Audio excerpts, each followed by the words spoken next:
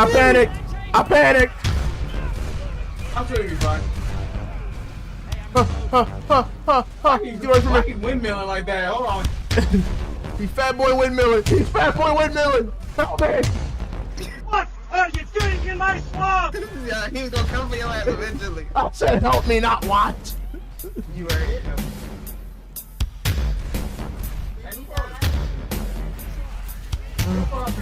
Motherfucker, my name is Knuckles the Kid, and y'all not gonna treat me like a little asshole. Oh no. Jockey, he's trying to mount. Don't let him position up. Where'd he go? What did I just say? Bitch? Stairs. Stairs. Where a jockey is. Beat him! I brought him to you! Thank you. Yeah. I'm good. Yeah. You wanna heel tails now? No need. So don't get mad at me. I forgot to. Oh no. Shaggy's somewhere, bro. Oh god. Oh. Damn it! It was too close! It was too close! My ass, my biscuit. I mean, man, handle my stoner. Help me! Whew. You did it too close. Why do we have? Giving her explosives. Why do we have bad throwing arms? I'm finna make it rain on these hoes. I put my brain on these hoes. I ain't playing strange with these hoes. Yeah. Money. Hello there. Oh no. Boomer down there. I'm afraid to walk across. Cause you know I can't. You know I don't do well on platforms. Squish, hurry up. Wait. Look how he looking. Damn, why you get your legs in a figure four? God damn. Why are both of them figure fouring? That's crazy. It's like a beautiful ice skating routine. My God. We shall title this one Unhealthy. Yummy, wait a second. Motherfucker. Gotta make it for the team. Jesus! Stop coming! That's trouble. As long as you did you go. I got the. No. Oh, I'm getting stomped out.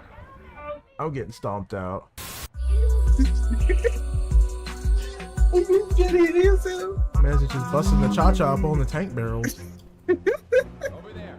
Sorry, Tissel. Ah, shit, we gotta get gas cans. Not ready for this. Time to get ready. Oh.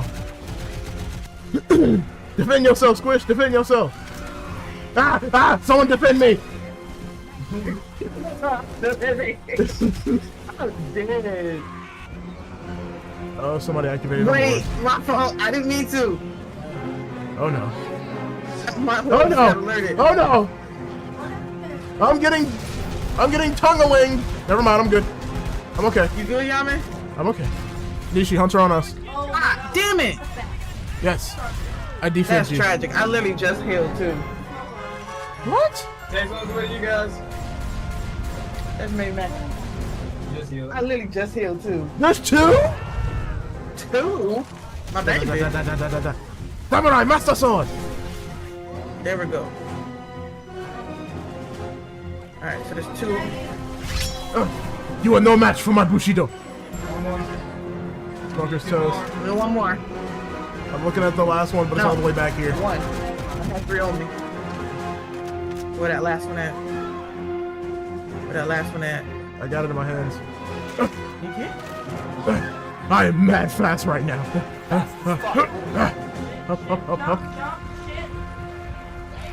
Ah! It's on me. Behind you, Genma. All right. Ah!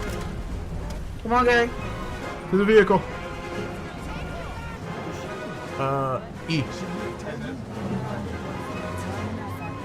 Oh, okay. I pressed E. Ah! Yo, It took us 400 times.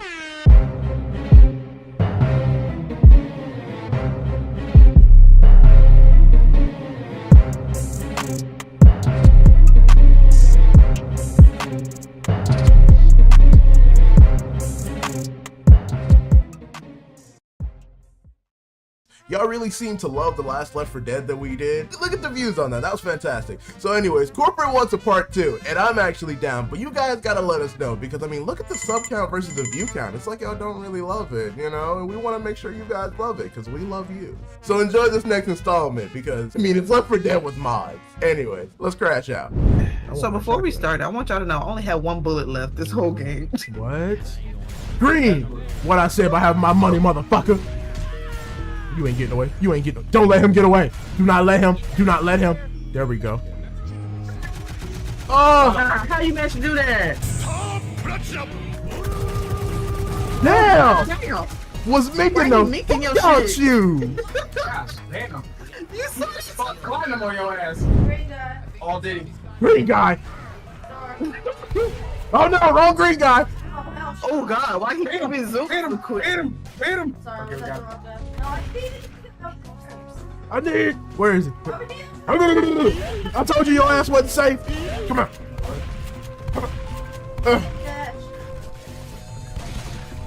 Damn.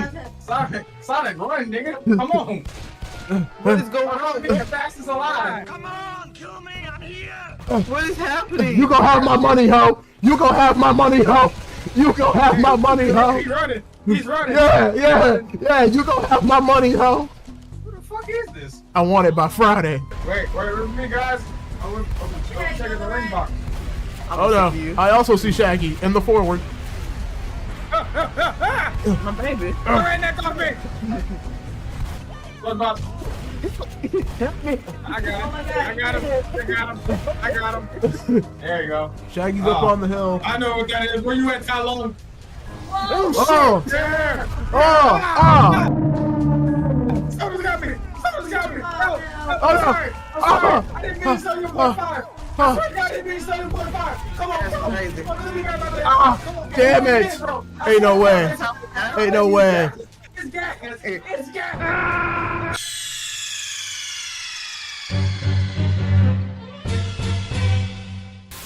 I've been McSwinging from home.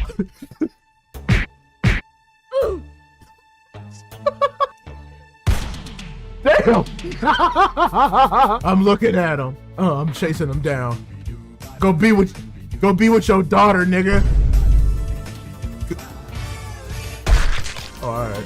Okay, thank goodness. Where you at? Hold Give up. him his damn grenade launcher back. Motherfucker.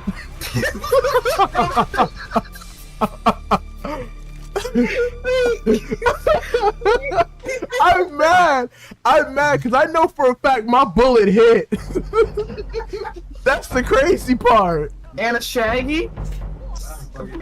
Ah! Damn it! Oh no, the stoner's down. Help me! Damn. You right? Wait. I panicked! I'm sure you'll be fine. Get away from Why me! he windmilling like that? Hold on. He's fat boy windmilling! Help me! What are you doing in my swamp? Yeah, he's gonna come for your ass eventually. I said help me, not watch! You are it.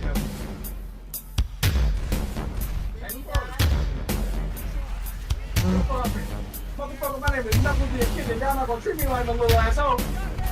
Oh no! Jockey, he's trying to mount. Don't let him position up. Where'd he go? What did I just say? Bitch? Whoa, first off, you can't write me up. I'm one of the managers. And also, my wife is the HR manager. I'm gonna write you up, mama. I'm just kidding, no. But yeah, no, I gotta get that set up. Sorry about that, mom. But don't worry, I'm gonna write down your times. We're gonna fix your times later on. Don't worry, I got it written down. So I'm gonna change the times in the system once we get the POS back up. We're gonna change the times in your system. Don't worry about it. But how you doing today, sport mama? Oh, Lord have mercy. I am the supervisor. I'm your mother. I am above you at all points in time. Okay, Mom. You can't come in and just take over the corporate just because you're our mom. Not that works. You can't do that, Mom. I'm the supervisor. Gotta keep you guys in check. We don't even be doing nothing. Not crazy.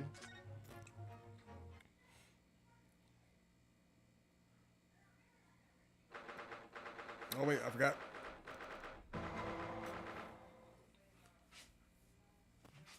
19 February, 2:38 p.m. Briar Road. I forgot what we would. I know we're investigating the murder trial for Susato Soseki. Get okay, right there for clocking in and welcome into your shift. There's coffee and donuts in the break room provided by our loving mom, Elora Spora. Don't eat them all though. Or at least save me the chocolate cake ones. I love the frosted chocolate cake donuts. Oh, those are my favorite. Especially from Dunkin'. They're so good. I should have got me one before I came on stream. Damn it. I'm gonna hit up Yami after stream tonight so I can get that set up, that alert set up, so that way y'all can keep track of y'all progress for streams when y'all clock in on my streams, just like y'all do for Yami's. I meant to do that over the weekend, but a lot of stuff had came up. We had to take Sumo to the vet. I can't have any coffee or donuts. It's too late in the evening. I won't sleep. Sleep is for the weak and the responsible, to which we are none, Guild. None of us are that. Y'all all the coffee and donuts you want when can't nobody whoop your ass, Guild. Never forget that. But nah, I feel you. If you actually can't really have it because you know you got to get sleep or nothing like that, I completely understand. But just know, you have free will. And if you so will it, you can have coffee and donuts. Also, I just realized, let me get that thing out of here spinning. There we go. This is though the police are still here, carrying on with their investigation. Perfect. So let's find Inspector Gregson as quickly as possible. Oh wait, that's right. We went to Herlock Sholm's house. We met basically the Watson, which is basically just a 10-year-old girl who made the gadgets that he uses plus the bazooka. And she gave us the letter to give to Gregson, who actually lets investigate the crime scene now, so we won't get, stalled out by the freaking xenophobic police. I mean, yeah, for sure, I do have free will, and I spent years abusing it. That's why I know for sure I can't have this mess late. Go find Inspector Gadget. Man, I wish Inspector Gadget was in here. This would be an open and shut case. Not only that, if we didn't get the verdict we want, we could just go Gadget, fucking helicopter head and just spin all out of here. Yes, and let's see if he'll take a break from his chips and look at that silver tip Iris gave us for him. That's her name, Iris. I forgot. Speak of the devil, how you doing there, Inspector Grayson? Hey, yo, why are you giving the tip? Well, because he wouldn't let us investigate at all until we gave him the tip. Sometimes you just gotta slide it in real smooth. You know what I'm saying? You just gotta kind of slide in real smooth.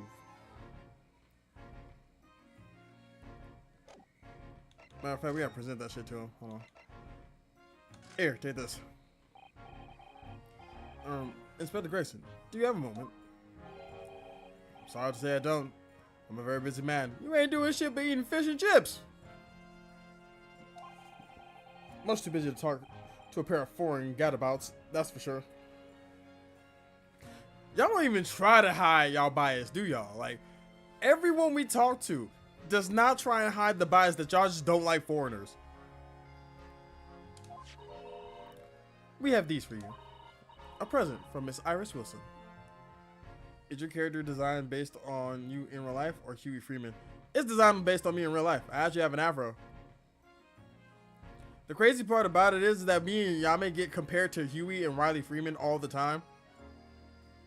Like, every time we show our models' character designs to people, they'll be like, oh, is this like Huey and Riley, but Riley just has dreads and shark teeth? I'm like, no, it's me and Yame in real life. Including the shark teeth? It's including the shark teeth. Yame got some yompers on him. I ain't gonna lie about it. I think like the only thing that I don't actually have in real life is like the sheep t-shirt. Like I have a gray hoodie, I got shorts, I do wear socks with my slides. I just don't have this little sheep t-shirt. That's about it. What? For me? From her ladyship? Ladyship, hold on. Is she royalty? Also, you squeezing the hell out them chips, ain't you? I know the grease is just going all down that newspaper. Give that here at once. Come on, hand it over. That's for me. Ah, don't wait for me to give it to you, will you?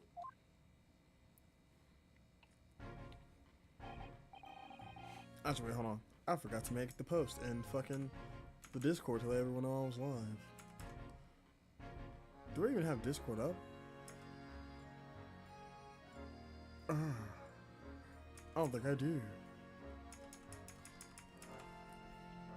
Venom! Thank you for clocking in. Welcome into your shift. There's coffee and donuts in the break room.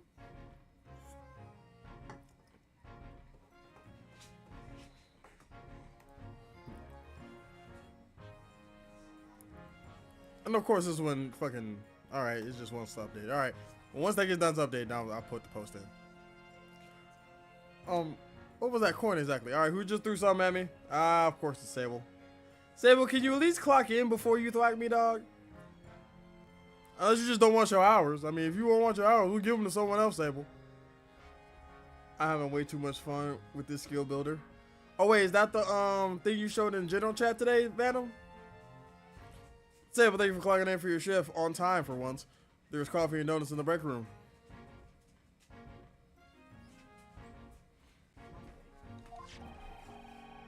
It's a civil crime, obviously, but it's a lot more than that. Ah! Alright, hold on. You already thwacked me. You get one thwack a shift. And to talk about games chat? Yeah. You were developing stuff in Roblox, right? I would go over and see you right quick, but, you know, it has to update first. Oh, wait, no, it just got done updating. Alright, bet. Ah!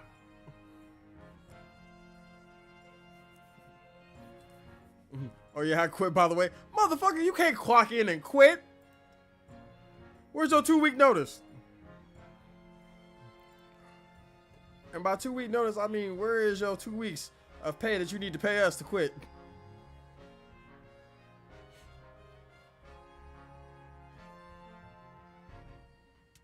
Ah.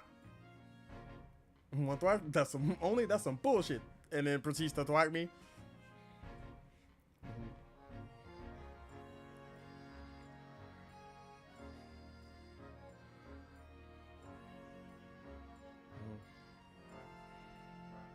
They're just all yelling in general chat. A bunch of goobers. Oh yeah. So this is what you were showing off in the game chat. I didn't mean to make that a one shot. I smell cap. No, you meant to make that a one shot, Venom. You can't lie to me. All right, cool. What was I about to do? Oh yeah, the announcement. Give me a second. Announcement channel.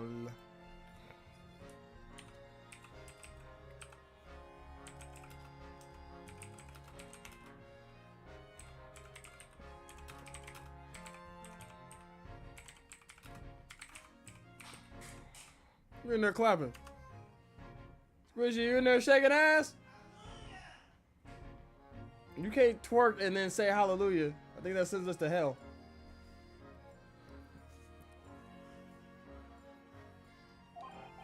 It's an appearance fee. That's what it is. An appearance fee? Oh, I see. You mean... That's right. For the Adventures of Sherlock Holmes. Oh, so you basically get royalties for appearing in it? You're getting royalties.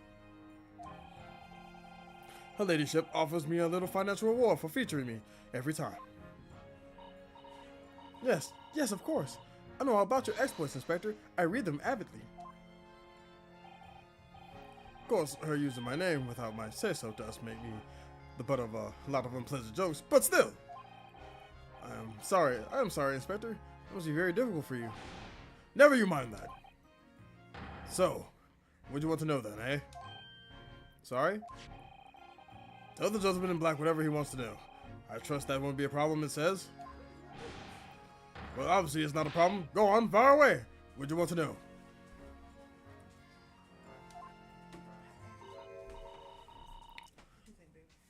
I think you look cute. My mama said I like somebody great aunt. Okay, your mama just be hating though, you know, sometimes I feel like. I think people in our chat and our community would love this outfit. What? I think you look cute.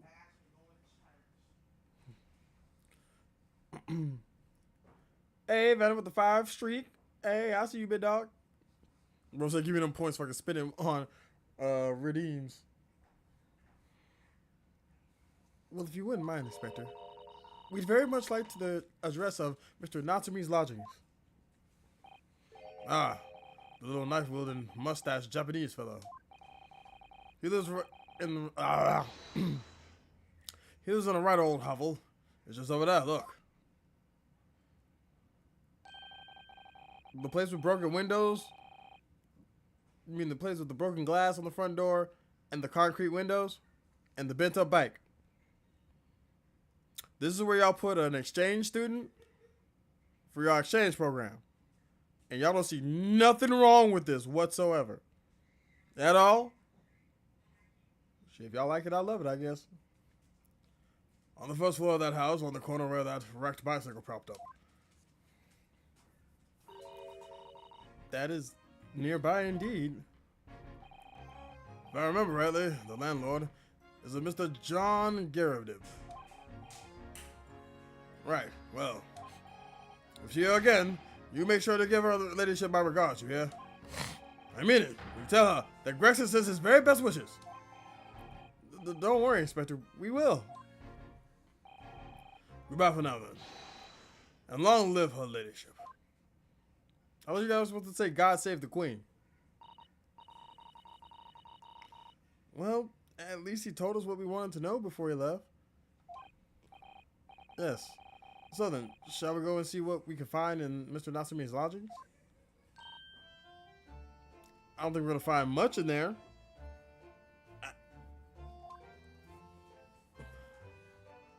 Alright. To the old dilapidated place right across the street.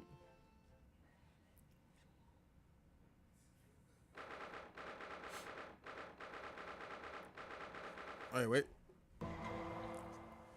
I mean, at least it looks nicer on the inside than the outside. 19th of February, Mr. Natsumi's lodgings. Some big ass cannon bullets. Dear God Almighty.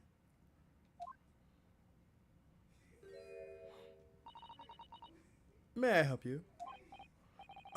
Yes. Would this be the residence of Mr. John Garibdiv? Oh, her cheese got jiggle physics. I bet you when she shake her head, no, she can make her cheese clap. Wait a minute. Indeed it would, sir. And who I may say is calling? Is that cannon loaded with spread shot? Probably not. It's probably just loaded with basically just one slug. If those big ass bullets were anything to go by.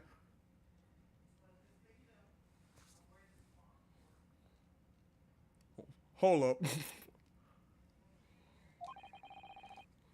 My name is Ryunosuke Naruhito. Mr. Naruhito is representing Mr. Soseki Natsume. I believe he takes lodgings here. Our face lit the fuck up. We would very much like to ask him some questions about our client. Who said it can't? Slowly starts hanging out the cannon. Alright, Van him, put it down. No, well, he's already gone. Well, I tried, chat. Y'all saw I tried to stop him. Anything that happens now is out of my hands. I have nothing to do with it. I am not responsible. It's mine. I mean, shit, like I said, I ain't gonna stop you. I tried already. You didn't do it. Like I said, like I told Gildy, everybody has free will. What you do with it is up to you. So if you want to, go ahead and blow off a corner store. But bring me back some tropical fruit bubblicious and a bag of Skittles. And a Snapple. I love reading Snapple facts. I look over the black powder and a shocked look on my face. Bro said, I already got the gunpowder. Gilda said, I'm about to join. We gonna blow something up today. She get real happy, don't she? One moment, please. I shall convey the message to Mr. Garrett. Quick, before he stops us. If anyone was going to... Actually, no. None of the hooligans would actually stop you. Squishy wouldn't either. Squishy would definitely do exactly what I did. Just be like, we tried. Yami would fucking cheer y'all on. Actually, Yami would probably be the one lighting the cannon right now. Nishi just be watching. Did you see that, Mr. Sato?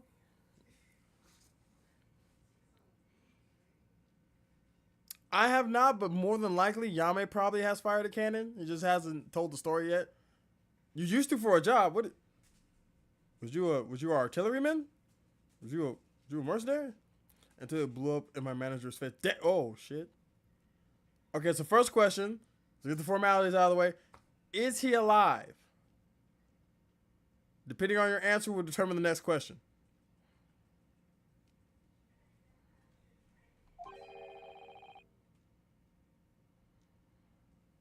That was a real-life English maid. I know. As I understand it, anyone understanding of England society employs a number of household staff. But that was the first time I've ever seen one in the flesh. Oh, this day just keeps getting better. I love how we're just so excited by small trivial things in a new country. Yes, that manager is alive. Negative, I worked at a yacht club. We used it to announce dinners for big parties. I'm not gonna lie, that sounds amazing. All right, so now question 2. Now that I know that he's alive, was it funny when it blew up in his face? And did you laugh?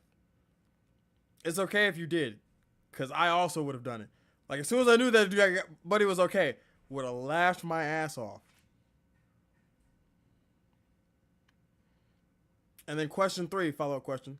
No, he had to go to the hospital. It was fucked. It was fucked. Damn, never mind. He looked oh, fuck, never mind.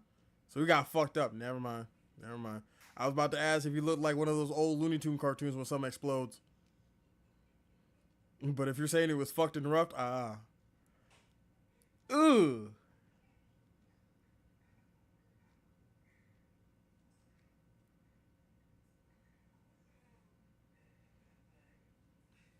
But he did live. That's going to be one hell of a story, right? Because I know someone has to ask, right? Because I know he probably got some scars or something. Like, could you imagine that, like, at a dinner party or just, like, even just meeting someone for them? It's like, oh, yeah, man. If you don't mind me asking, how'd you get those scars? Oh, yeah, a fucking cannon blew up in my face.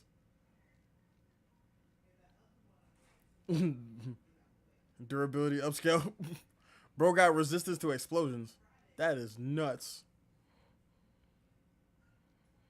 But I'm glad he lived. That's gotta be fucking crazy, though. Damn. Fucking... That's gonna be on like the bottom of the list of things that you think could happen today at your job. Just a cannon blowing up in your face. Even if you have a cannon at your job, that would be on the last thing I would think would happen to me. I'll tell the story when we finally get to play Helldivers. When are you free, homie? Because we can run Helldivers. You just gotta let me know. I get to do it on stream, off stream, it don't matter to me. Just hit me up.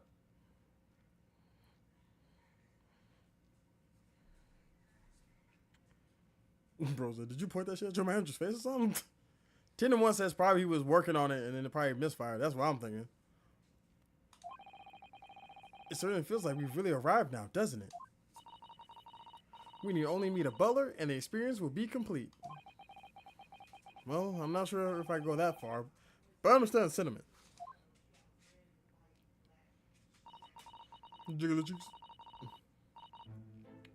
Thank you for waiting. Mr. Garrett will see you now. This way. Ooh. I like your cut, G. Your crescent moon having motherfucker waning crescent haircut ass boy. God damn. I understand wanting to go for a sharp look or trying to look sharp, but I don't think they meant it like that. I'm not gonna lie, I bet you lose a mean game of hole in the wall. I'm looking around your house for a little bit. You don't mind? I'll be on tomorrow night and probably Friday and Saturday sometime. All right, bet. Just hit me up if you want to play. Because I know on Wednesdays, usually I'm free. So I can play for like a good couple hours after I get off work. Chill, hang out with the homies. I can meet you in general or whatever, dog. That's not what I wanted. Damn, why the hell? Why everything over here so fucked up? If bro went swimming in the ocean, he cleaned the area. You gotta. I ain't gonna lie, with that haircut, I know he controls the tides.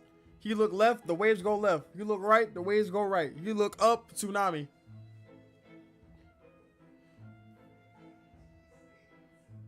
I know if he gets judo tossed, he just flings around like a boomerang and lands right back on his feet. Look at this crockery on display here. It's rather unusual, isn't it? Oh my, a genuine London dress.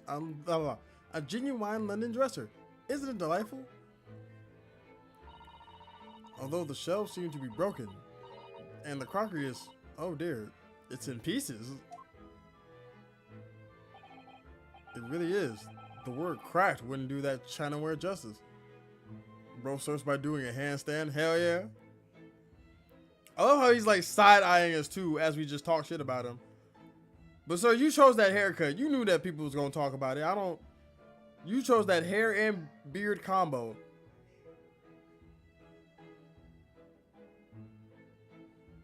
I feel like you missing half of your shit. Like I feel like someone else needs to complete the look.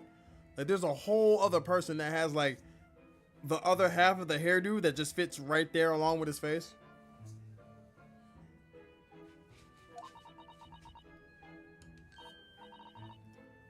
I wonder. Yang hair. When it completes, they make the full moon.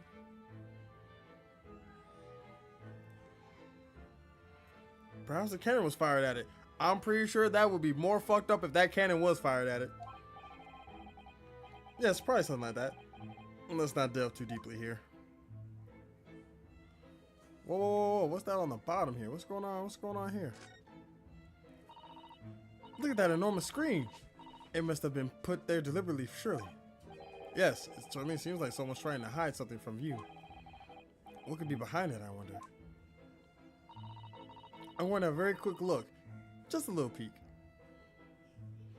Clocking out for the night, about to watch a movie with the lady. Hell yeah, you have fun, Guild. If y'all don't mind me asking, what movie y'all finna check out? Action, romance, thriller, drama. Ahem. Maybe let's not, Miss Susato. I think the maid is going to head us up with a cup of tea. Ahem. Because there's something on that floor that needs to be investigated. Because what's that giant stain right there? Damn, why are the desserts lopsided too? God damn. Oh look. What a wonderful collection of cakes lined up on that gleaming silver cake stand. Lined up? It looks more like someone has half demolished them to me. Afternoon tea is a time of indulgence, you know. It's quite the English way. It's Mr. Garrett's custom to take 2 cakes with his tea. That sounds delightful. Oh, wait a minute though. There are at least 10 cakes on this cake stand. Well, naturally. And it would never do to waste the leftovers. So whatever Mr. Garrett doesn't eat, I say to myself, Joan, you shall have to tidy up. She eats all the cakes. How magnanimous of you. I mean, but you didn't finish the cakes. You just left them here. Oh shoot, he got his own picture. And it's crooked. Hey Joanne, you're kind of slacking on the job. Why are all these pictures crooked? Tilted, if you will. Off kilter. That portrait of Mr. Garrett is glaring at me, I swear. Have you noticed that all the little frames contain photographic prints of Mr. Garrett as well? In your backpack? I was hoping that you didn't leave it at the job. Oh man. Yes, and there seems to be a statue of a lion on the mantelpiece as well. Sir, I know you are not stirring your tea with the half of the corncob pipe you put in your mouth. I mean, then again, you're the only one drinking it. But also, aren't you like scared of like ashes or tobacco just getting in your shit? No, he likes it like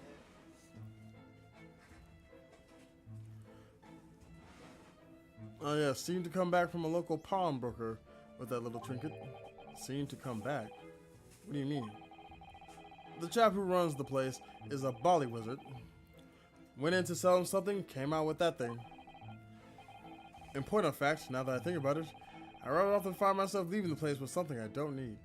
Got it, so you're financially irresponsible. But you're rich, so it doesn't matter. What do you mean, like, wait, you're rich? Because I'm about to say, we broke as hell. We gotta stop that, baby. We can't afford to be financially irresponsible. The lion ornament certainly does seem surplus to the requirements. Susano-san doesn't pull her punches, or her throws for that matter. I'm mad because she ain't throw no one the fuck else. What's this medal for? It looks like a medal of honor, and it's showcased on a very grand banner. Yes, it's displayed with some pride, I would say. Although it bothers me that it's not straight. That's his ODCD kicking in. What? That old thing? Sorry. I should be glad to see it back. I should be glad to see the back of it. But the general will turn it in his grave if I dispose of it. The wall's the best place for it. Keeps the bolly thing out of my own hay. So it's just been polished and shined by accident, I suppose? There appears to be an inscription on the medal itself. Look. Let me see. It says, for distinguished participation. Sounds like the kind of honors even I could be in line for. Oh, so you didn't actually fight in the war. You was just there. You was a bench warmer in the war. That's crazy. Well, one doesn't like to blow one's own trumpet. But I was given that for my time in the army. Can't measure an officer by number of medals to his name. Of course, common knowledge in military circles. Sir, that sounds like an excuse that you're making up to basically say, hey, just because I have a medal that just says I was a participant, I got participation medal, doesn't mean I wasn't out there doing my job. These big ass bullets for? Are those mortar shells? They're enormous. I hadn't noticed. What are they doing here? Probably going to that fuck ass cannon he got right there. Ah, those old things. A couple of rounds I accidentally fired into the barracks during training, you know. Oh, I think I know what kind of character you are. You're gonna be the old incompetent man that tries to act like he's cool. Became a bit of a colorful regiment folklore, that incident. Sir, what were you doing firing a cannon in the barracks in the first place? You mean you deliberately hunted out the spent shells? Well, I wouldn't say deliberately, exactly. It's only scrap iron after all. Usually just thrown away, I believe. But you never know when things might come in useful, do you? Useful for what exactly? Yes, well. Joan here did manage to knock one of the ballet things on my foot the other day while she was dusting. Oh no. Hadn't shed a tear since 1869 before then, you know. Maybe reconsider throwing them away? Okay, let's look at your officer's uniform over here.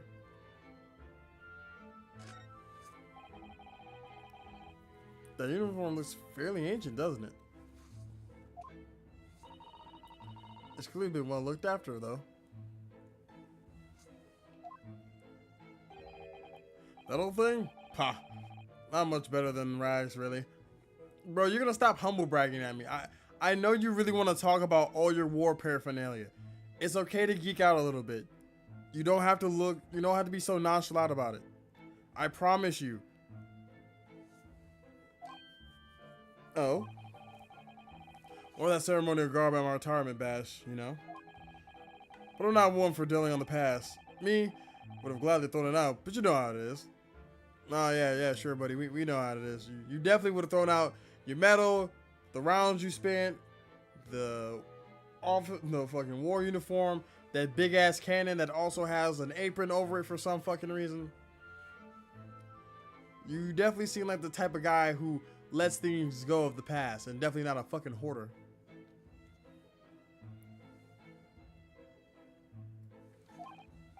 Anyway, doesn't have to have an odd piece of memorabilia lying around, does it? Oh, I see. Perhaps we should just leave the past in the past. So something different? Nope. Alright, cannon. That's a full-size cannon. What is it doing here? Oh my, it's real. I thought it may be a replica. That old thing? Bah, that's a little more than a toy. Sir, that is a full-functioning cannon from war. Sorry? Bobby was selling it off when I retired, so I decided to give it a new home. For what? What are you gonna do with a fucking cannon? Like seriously, what are you going to do with a cannon, old man? You gonna use it for when the neighbor kids come knocking on your door to bother you? Never know when the enemy might attack next. Jolly useful to have a cannon about the house. A cannon with no shells, though. Really? It isn't overkill? Be prepared, I always say. You never know what this twisted world is going to throw at you next, boy. Do you think there may be trouble brewing, Mr. Garrett? Always is. Take Joan here. Never fails to have a clean apron in reserve. Drives them over a barrel, you see. Over the barrel, you see. They'll drive very well on the cannon there, Joan tells me, which rather proves my point, I feel. It's been reduced to a drying rack. One of the huge cannon looks like it's hanging its head in shame. Alright, what do we got here? China cabinets, reading books. I notice you have a pile of books here, Mr. Garrett. Do you enjoy reading? Ever experienced a London winter, boy? The nights are long. No better way to pass the time than in front of the fire with a jolly good book. Oh, there's a copy of Rand's magazine here. Ah, shit. No doubt Mr. Garrett enjoys the adventures of Sherlock Holmes, too. The great detective has a great many followers, it would seem. I think we...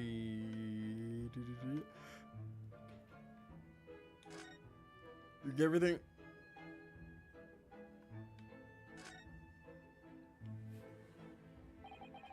Good day to you. John Garrett at your service. Pleased to meet you, sir. This is Ryunosuke Naruhado. He's a defense lawyer. Do excuse me not getting up. Took a shot to knee a few years back in the Battle of Maiwand, don't you know? Ah, yes, I used to be a gracious host, and then I took a bullet to the knee. Earned a medal for my pains, but had to withdraw from service. Handed over the reins to an up-and-coming. So he's a retired soldier. It's a hell of a job getting up and down stairs now, I can tell you. Don't get out much, as you can imagine. Yes, it's quite the climb up here to the second floor, isn't it? I was panting at the top of the stairs.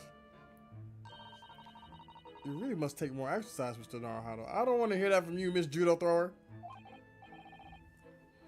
Do you think so? Oh, Mr. Garrett, no doubt you were very courageous to earn yourself a medal. Oh, it was nothing. The medal's just a falderoy. Really. I wouldn't like to offend the general, though. I was so grudgingly displayed it on the wall. Why don't you fetch it down, Joan? Let these good people see it properly. Joan, fetch the... Ah! Dash it all, woman, be careful. He told her to go fetch the medal. She said, nah, fuck you, and that medal. Matter of fact, scolding Hati. Oh, dearie me. I do beg your pardon, sir. You jolly near took off my skin off my hands. I shall be more careful, sir. So anyway, there you have it. Living in the choir life now. So is Joan not gonna get the medal? Joan, go get the medal. The man said go. Never mind. Yes, I see. No. I hear you want to know about the chap lodging downstairs. Is that right? Yes. We'd be very grateful if you could answer some questions for us. Only to please, naturally. Especially if it helps keep the peace here in Blately. We forged an alliance with the Empire of Japan recently. And I'm sure you're aware. So this case is very much in the public eye, as it were. Oh, is it? Even has some famous detective poking around, you know. In this old house, would you believe? Well, so Herlock's been here. Yes, Mr. Herlock Sholmes. Could have been. Didn't catch the chap's name. Not really my cup of tea, all that detective business. Oh, but you have a copy of Rand's magazine here, so... no. Anyway, the chap's investigating the foreigner's room as we speak. So he's in Soseki's room.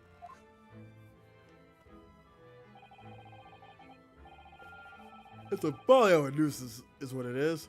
The whole neighborhood's twitching in curtains now. I don't like all this fuss. It's jolly unsettling. Let's start with Mr. Natsume. About Mr. Natsume then, Mr. Garrett. Please do tell us. Oh yes, the Japanese chap. Only been lodging here for a week. Oh, just 1 week? So we moved in very recently then. I have 2 lodgers most of the time. One on the ground floor and one just below us. The first room became available a week ago. Did you see? Ah! That's it all, Joan. Do be careful. He didn't even tell you to pour tea, Joan. He didn't even tell you to pour. I don't even think he had a sip of the tea yet, chat. Like, I do not believe he's taken a single sip from this cup. Joan, why did you fill it again? Oh my goodness, I'm terribly sorry, sir. If you want to know my opinion, I thought he was a shady sort from the moment I set eyes on him. Now, Joan. Oh, why? You seem to have the most nervous disposition, always shaking and looking over his shoulder. I mean, can't argue with facts. Yeah, he was. He is a little twitchy, ain't he? You just gonna keep slapping your cheek at that, Joan? Just gonna keep making it jiggle? God, I wish I could zoom in on this. Pat. The man had a shady written all across his sweat-soaked brow, if you ask me. I said to myself, Joan, that man is trouble. Sooner or later, he's going to do something untoward. And I'm rarely wrong about anything. We won't be calling this maid as a witness, that's for sure. Was there anything else that struck you as suspicious about the man at all?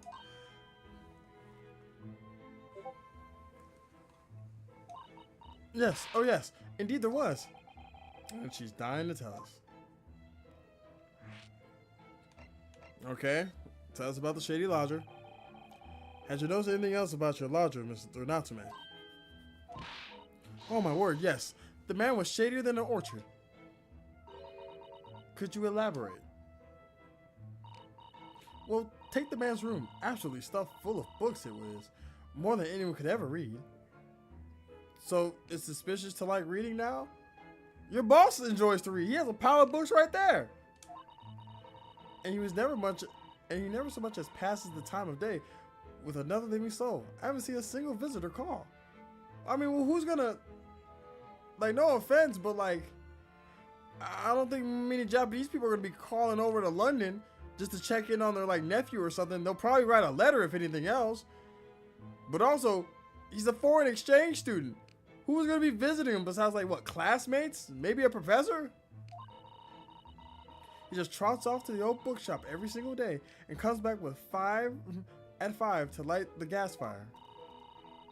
And the funny little man is up long past the time everyone else in the house has gone to bed too. Oh, I see.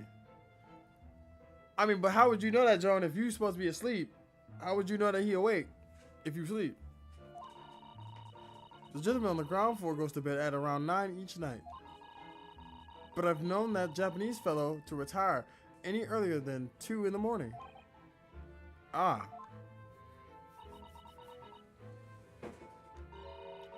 Could you clarify something, I wonder? Is she getting them confused? Because I thought I thought Mr. Garrett said that the Japanese man was on the ground floor. And then Natsume was on the ground floor, and then the other person who he lodges to was below them. What pray? How do you know so much about Mr. Natsume's routine? Cause you been fucking stalking him? Oh, don't owe me, Mrs. Jiggly Cheeks. Over there looking like one of the chipmunks. I understand that neither of the lodgers live on this floor of the house, is that correct? That's right, yes. They're both below us, on the first floor and street level. What's up, Brimmy? I'm here for 3 reasons. 1, for sumo. 2, for squish. 3, seeing Gimma get flipped. Yo, what up, Rem? You know what? I should say hi to Rem first because literally, Brimmy, you just basically said you don't come onto my streams to watch me. You just come here to see me in pain, and that's hurtful. I have feelings, Brimmy. Also, I'm more upset. You come to see my dog more than you come to see me stream. What happens to the support, homie? I thought we was homies. Chaos Axel, thank you for clocking in for your shift. There's coffee and donuts in the break room.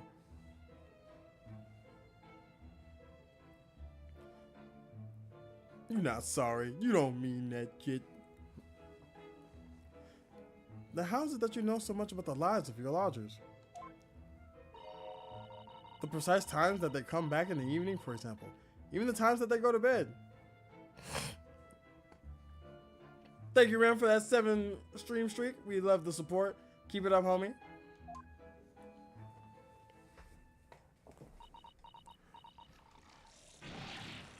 Ah! Good grief, Joan. Be more careful, woman. Joan, why'd you fucking pour IT on your boss and not answer the question? I'm a good bear. I don't know. A good bear would show support to the homies, as well as the homie's dog and the homie's wife. And it wouldn't just show up for when the homie gets judo flipped by some random big forehead Japanese woman. Excuse me. Excuse me. Who's talking shit about me?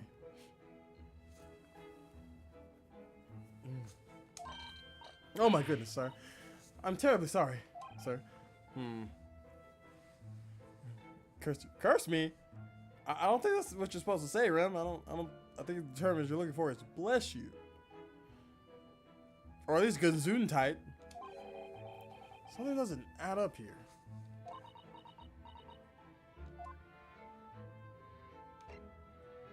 We gotta question that man further. No, I said it right. Oh, okay. Never mind. All right. Now, Rem, when all of a sudden my furniture start floating, or like some kind of weird spirit comes around here to try to take my soul, I'm blaming you. You know that, right? Since you cursed me and everything.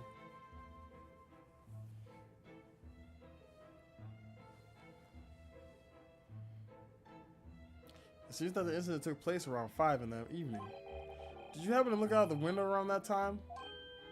The window? Yes, we noticed that the window over there looks out over Briar Road. I curse with gravity. I'm already susceptible to gravity. You're gonna increase my gravity? This isn't Dragon Ball Z. I'm not trying to train at 10 times gravity. I don't need to go to Namek anytime soon. Why is he shaped like a crescent moon? That's just the haircut he went with, Brimmy. We don't know either. I've been saying this entire time that every time he looks left or right, the waves change in the ocean. So when you don't fly off, you can thank me.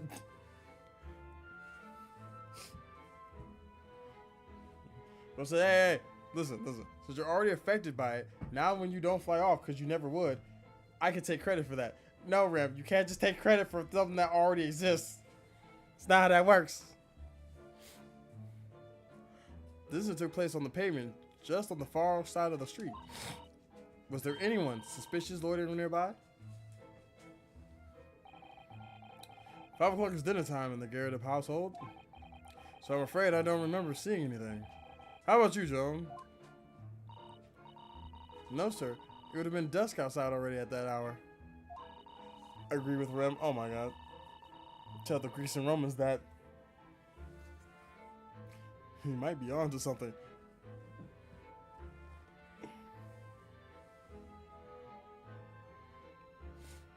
I ain't studying y'all too. And with the fog as well, I should think it would have been quite impossible to see the other side of the road. Oh, I see. Did you notice anything else out of the ordinary then? Such as? Anything at all, even if it seems unrelated. Joan, did you notice something? Since you like to, you know, watch all your lodgers. Well, yes? Was there something then? Oh, it's nothing particularly significant, but around that sort of time here, there. Ah! For the love of God, Joan, watch what you're doing. Joan doing that shit on purpose, bro. Because every time he's about to tell. Sumo. Every time Joan does that, it's always when Garrett is about to tell us something important. Burn balls. Oh, dear me, what have I done? I'm awfully sorry, sir. No, you're not. This is about the third time you've done this, Joan. I don't think you're sorry at this point. Do be more careful, woman. Of course, sir. If I may, Mr. Naruhalo. Now, ma'am, you know damn well that is not my goddamn name. That is not how you said that. What's Sumo doing? Sumo got up too fast and he almost knocked over a table.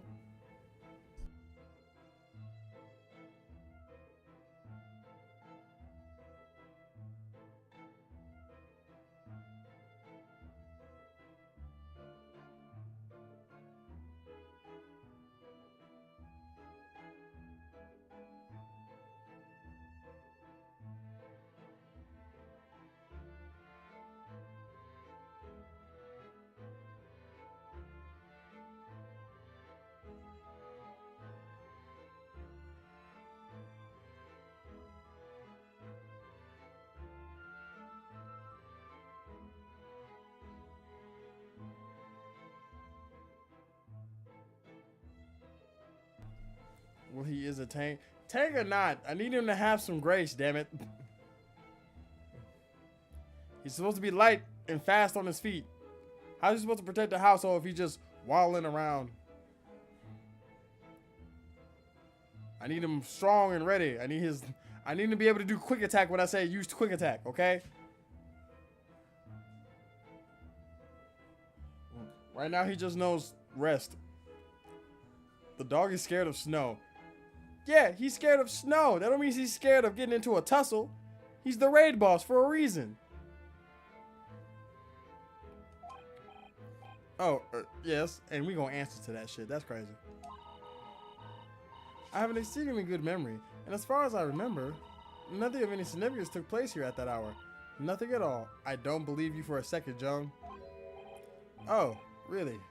Mr. Garrett? The way you were talking before, it sounded rather like there might have been something.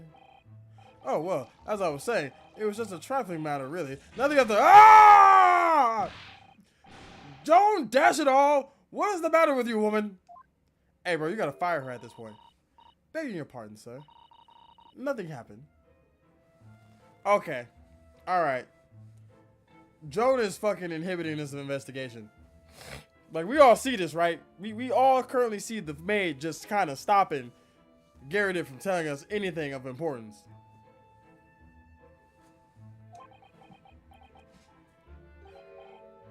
Yes. Quite. Garrett, send your maid away.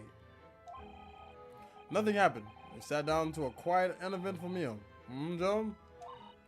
That's right, Mr. Garrett. What is the matter with these two? There's nothing matter with Garrett. It's all the fucking maid. Every time Garrett tries to tell us something, she pours tea and burns him. This man is being abused. This is elderly abuse. Lock her ass up. Hit her ass with that motherfucking. It sounds like something happened here in this room on the evening of the incident. But what? Whatever is behind that curtain. I wish I knew. I wish I knew. I wish I knew she wanted me. I wish I knew. I'm sorry.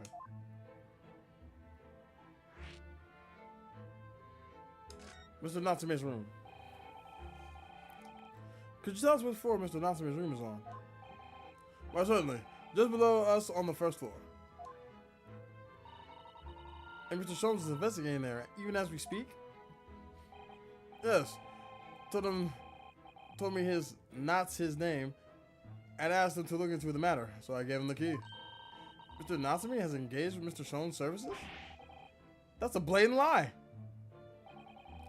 Would it be alright if we also had a look around in Mr. Natsume's room, I mean? Don't see why not. It's just down one flight of stairs. Who knows if we'll find anything that could help us with the case. We have to try. We need all the clues we can lay our hands on, shall we? Yes. And while we're there, we can speak with Mr. Sholmes again. Perhaps he'll be able to tell us more. Oh my god, I don't want to talk to that nigga. Yeah, maybe he'll tell us all the wrong things, Susato. Maybe. But we definitely need to come back up here and talk to Mr. Garrido when Joan isn't around. Got my eye on you, Joan. You cheek having motherfucker. Alright. Alright, we're gonna move.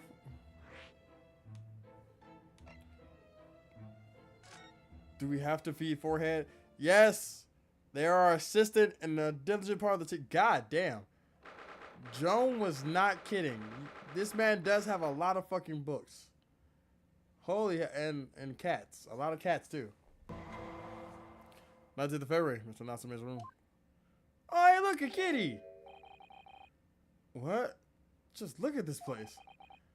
And smell it. It's so musty in here. I suppose it's the mountains of old books that are responsible for that. Where bro sleep at? Where the bed at? I don't think I've ever seen so many books in all my life. Say, well, why are you master whacking, bro? Why are you master whacking me? I would like to request a refund. I would like for you... Nah, you don't get a refund. You quit. Refunds are for only employees only. Nah, but for I got you, bro.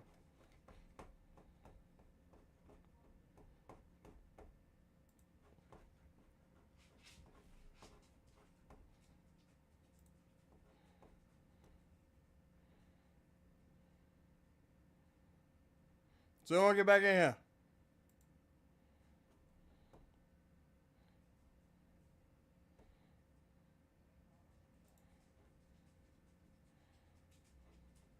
There you go, Sable.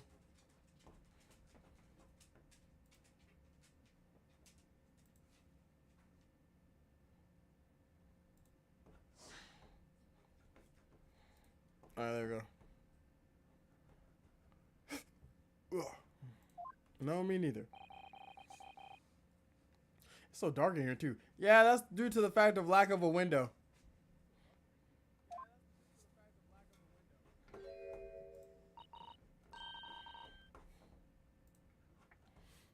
Is that a window over there? Hey, look, just what I said. Well, it was the window, I think. Yes, once upon a time. Just take Sumo as ransom next time? No! I'm not taking Sumo as ransom. The books are his bed. I was about to say, don't forget I know where you live. Say, well, it doesn't matter if you know where I live. You ain't gonna do nothing. You ain't gonna pull up. You ain't gonna swing about it. You're not gonna get on DNF Duel and get cooked again. So this is where Mr. Natsume lives. By the way,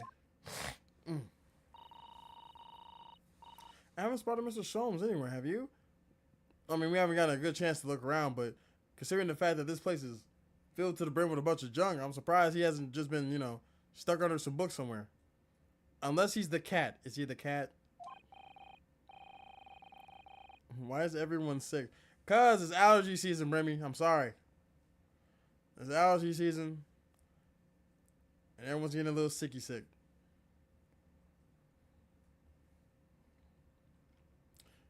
As you can't hear Ada talk, but did you just say ban for ban and DNF duel? Yes. Yes, I did. Come get this work with the power of a about $300 bottle of Dior. Slide it on a Gucci button up. Something your broke ass nachos ain't accustomed to. Because you want to go ban for ban when all you got is that Teakwood Essence Vanguard.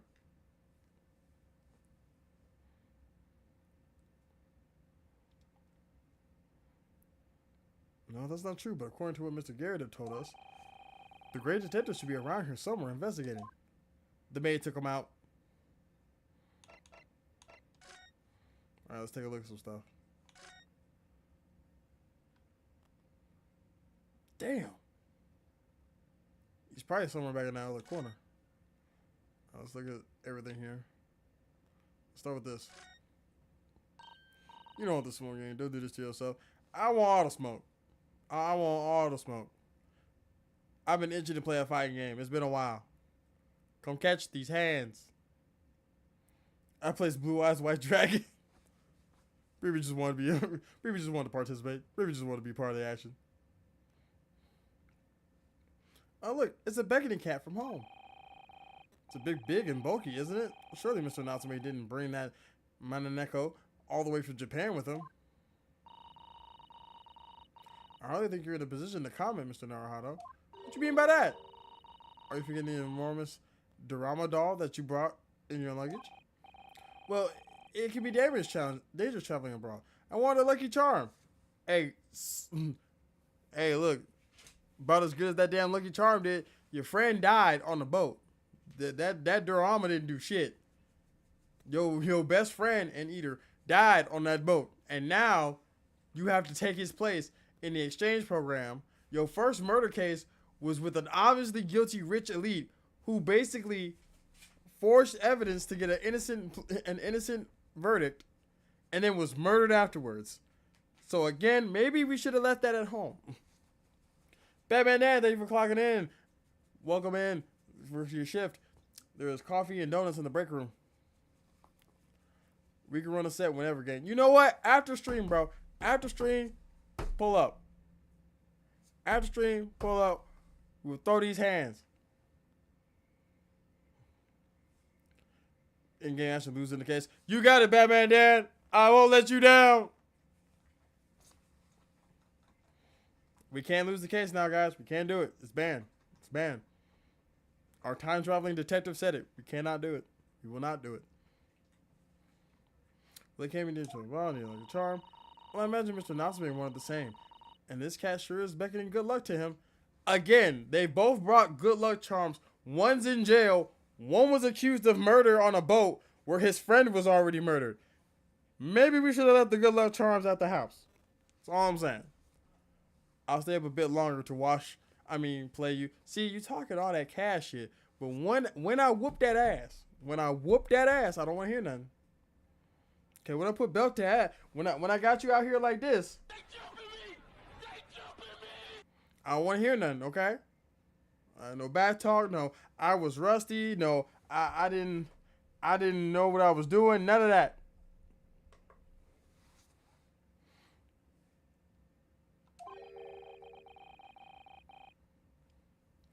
I'm not doing a very good job so far, is it? It's not doing a very good job so far. Why do I keep fucking on words? You mustn't say such things. I mean, shit is true. You want me to lie? I place Dark Magician Girl and end my turn. Well, wait, first off, you can't just summon Dark Magician Girl like that. You also can't just summon Blue Eyes White Dragon. You had to sacrifice 2 cards for Dark Magician, and I think you gotta sacrifice 2 cards for Blue Eyes, and I think you gotta sacrifice 1 card for Dark Magician. Yeah, exactly. What did you tribute for it, Brimmy? You can't just be playing cards like that.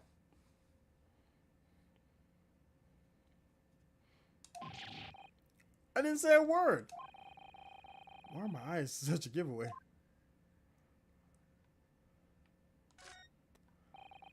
Look at all those books stacked up there. They almost reached the ceiling. Hey, welcome in, Rarity. Thank you for clocking in for your shift. There's coffee and donuts in the break room. Also, why did you put me in a cage already?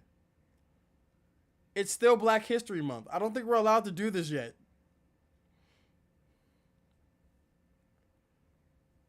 Don't you go over there plotting? I see you over there. Looking all mischievous.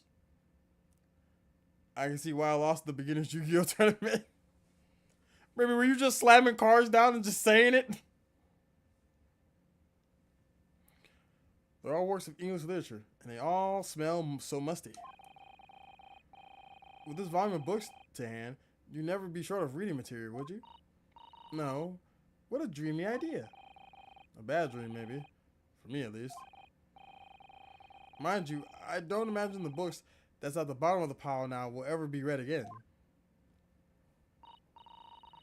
Ah, so reading it is an experience that comes but once in a lifetime. Just as the tea ceremony teaches us. I certainly didn't expect the conversation to turn down the path of tea ceremony philosophy. I came in 98th out of 100. Well, damn, Remy. I mean, you got to put up a better fight than that. How many matches did you win?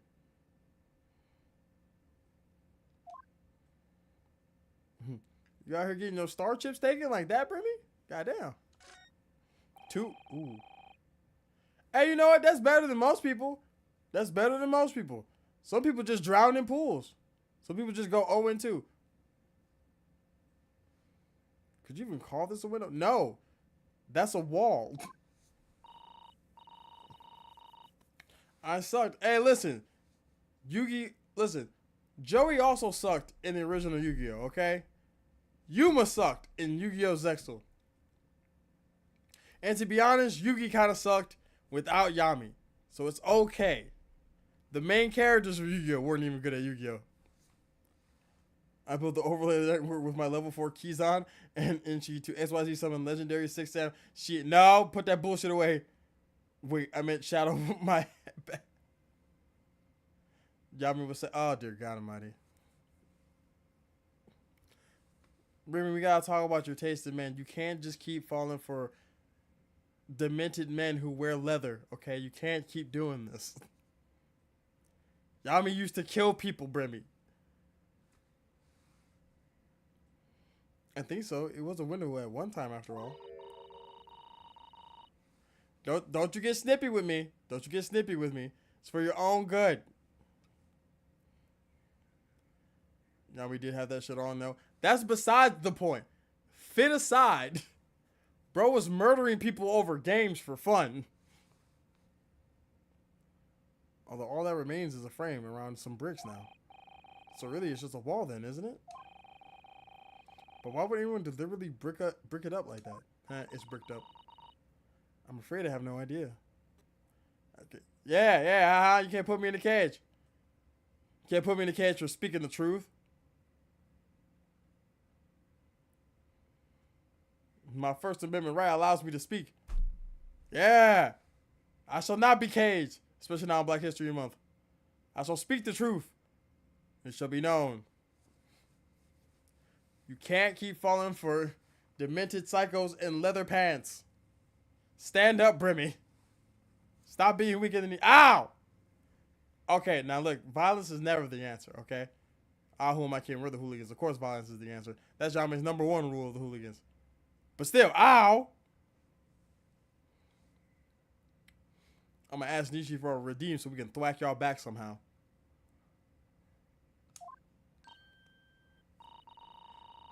Perhaps with the... Who's screaming at me? Don't scream at me, Brimmy. Perhaps Mr. Natsume painted the brick design in the fit of whimsy. So he just painted the outside and the inside a brick color. For what purpose, Mr. Sato? That's alarmingly feasible. How? Anyway, whatever reason, the lack of ventilation in here makes this place very oppressive. It does. I imagine being cooped up in a room like this would be extremely trying. The thing, bro, is actually also just panicking in a goddamn jail cell right now. But this is where he used to stay at. The desk seems to be wedged into a crevice between a mountain of books on either side. I suppose Mr. Natsume would sit there and read while stroking his cat. But surrounded on all sides by these towering old tomes? Surely he dreamt of books every night as well. Yes, he must have done Mustn't he? Oh, what's this? It's a receipt for the secondhand bookshop. Your day books. Your books. Oh yes, Mr. Natsume's name is on it. Look, and the day of the purchase. Ah, it's 2 days ago at 4:45 p.m. That's the day of the incident. That's just a short while before he was embroiled in the terrible attack. He must have been on his way back from buying some old books. He did tell us that. Secondhand book receipt.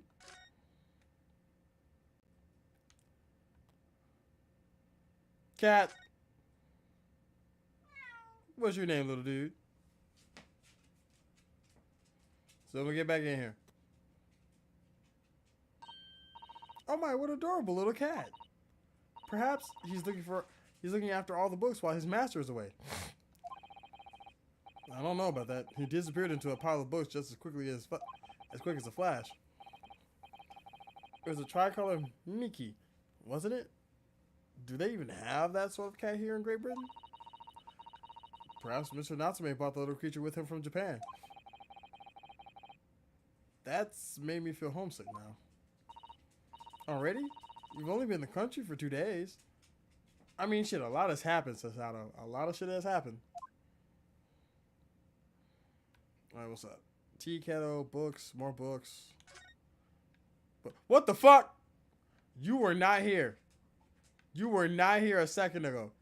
You was son of a bitch. Alright, let's get this over with. Ah, look, Mr. Naruhito. Blow her up. Yo, Ruby Knight, thanks for clocking in for your shift. There's coffee and donuts in the break room. Aha, there he is. Where did he appear from? He seems to be engrossed in the pages of an old book. I hope he won't mind if we disturb him. Hello, Mr. Sholmes. Ah, you two. Good day. Now, let me see. Where was it that we met? Oh, Mr. Sholmes, we were together on the SS Bureau. I can't drink coffee. I mean, I think we got Capri Suns also in the break room. I'm not sure. Unlimited over XL synchro summon shooting Quasar Dragon. Now, how the hell did you do that, Sable? Where was the setup for that?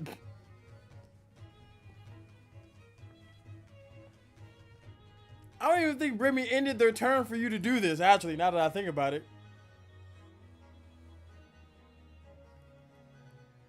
Fuck yeah, not juice in the bag.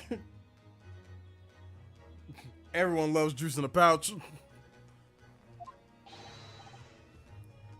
Yes, of course, the Bureau. And let me see. What happened on that voyage? My friend died. And you accused me of murdering him. It was Kazuma Asogi. He died, tragically. But you were a great help to us. Why are you lying to this man?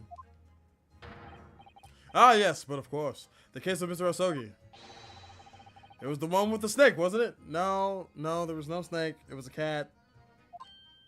Oh, well, you seem to remember something of it, at least. What an honor to be remembered vaguely by the great Herlock Sholmes. Susato, you gotta stop glazing this nigga. You got to. Baby girl, I understand. Your little country Japanese girl, you don't get out much. You hear great stories of foreign detectives and everything. It's real cool. It's really, really cool. But come on.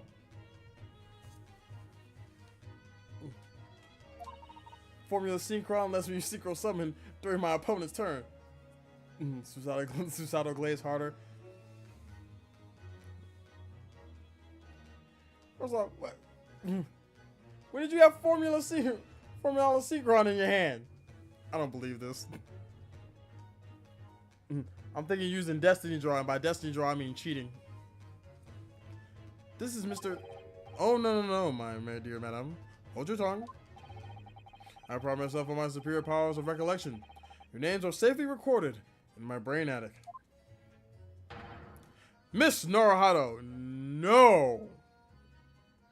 Like, wrong. Like, you're halfway wrong. I saw Blue Eyes White Dragon and Cowgirl position. Wait a minute. Wait, what? You what? What you talking about, Ruby Knight? Hold on, I don't think that's one of the positions you can play, and you get what? So, judge ruling. I need a ruling. Can he do that? Is that a position he can play? Also, where'd you get that card? That's not the original art on that Blue Eyes White Dragon card.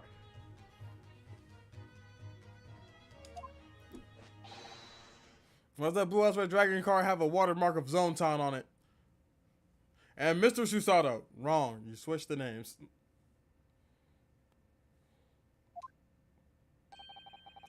Try the other way around, Mr. Sean. Ah! Ha, ha, ha, ha. I lose the first round.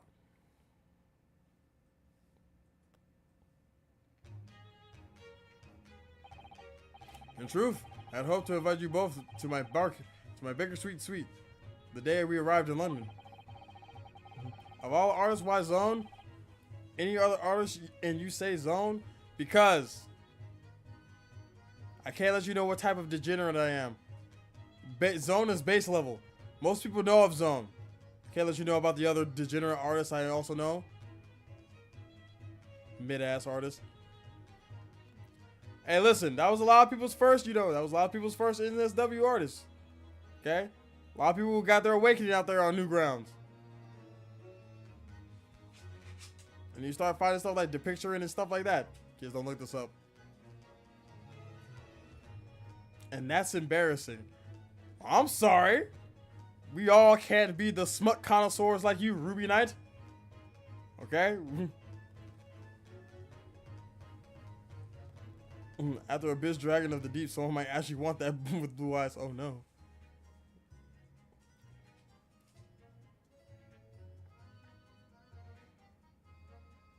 Ozone never did Blue Eyes White Dragon. Yeah, I know, but again, like I said, I can't let you know about the degeneracy of other artists I know. People may judge me.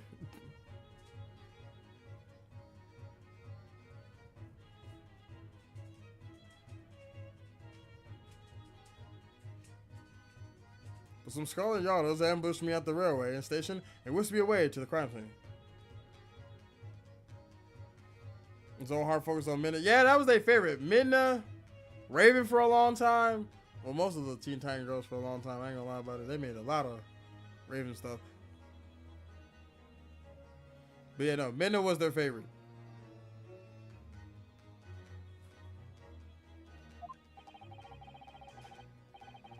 It was an entirely trivial case, of course. I solved the matter in no more than 30 minutes.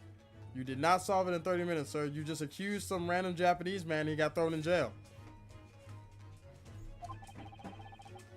So you apprehended Soseki-san in that short of an amount of time? I'm afraid the pursuance of a new case has dulled my recollection of my past involvements a little. A little? It is a mistake to think that one's brain has elastic walls and can distend to any extent. I do my best to forget useless facts, lest they should elbow out of the useful ones. Okay, but you didn't remember us, and then also, I don't think you remember any important facts from this case in general. Yes, those are my own words of inimitable wisdom, you know. From the adventure entitled A Study in Scarlet. Please, there's no need to quote yourself.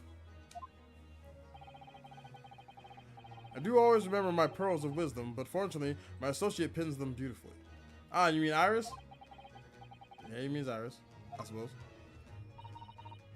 Mr. Sholmes, we have some extremely important questions to ask you about the trivial case you just mentioned. Goodness, what an earnest expression.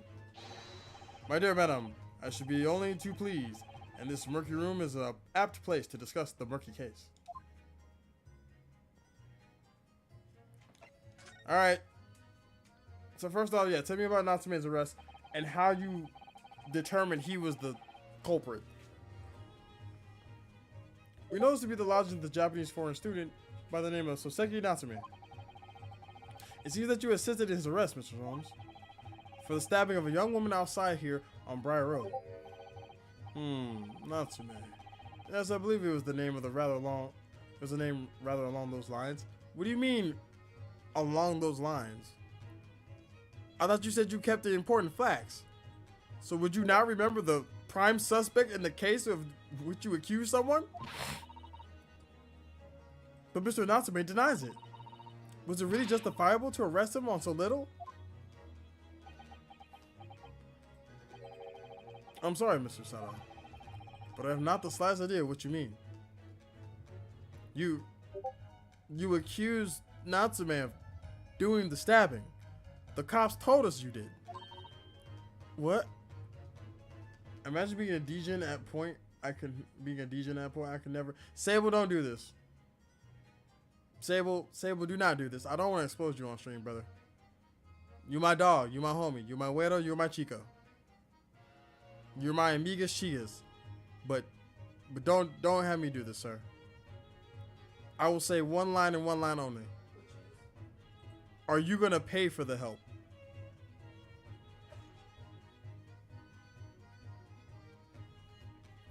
Bro, it was Sholmes. Sholmes killed the Ruby Knight. He killed the woman and just blamed some random Japanese man. What? I can't believe he was looking Susanoo-san squarely in the eye while feigning ignorance.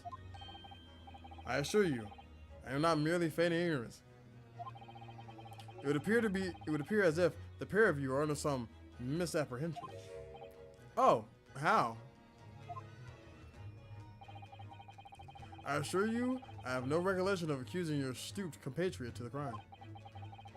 But that doesn't make sense. The good detective of Scotland Yard made the following request of me, and I quote verbatim: "We need you to ascertain the identity and whereabouts of a man seen fleeing the crime scene." A man seen fleeing? There were a number of books scattered on the pavement at the scene. From the book plates, I was quickly able to determine the bookshop from which they had been purchased. On speaking with the proprietor, I was immediately led to this address. Elementary, wouldn't you say? They caught me off guard. Gotcha. Yeah, see, I told you. That one line. That one line got that. I don't need to explain nothing else. We know. Me and you know.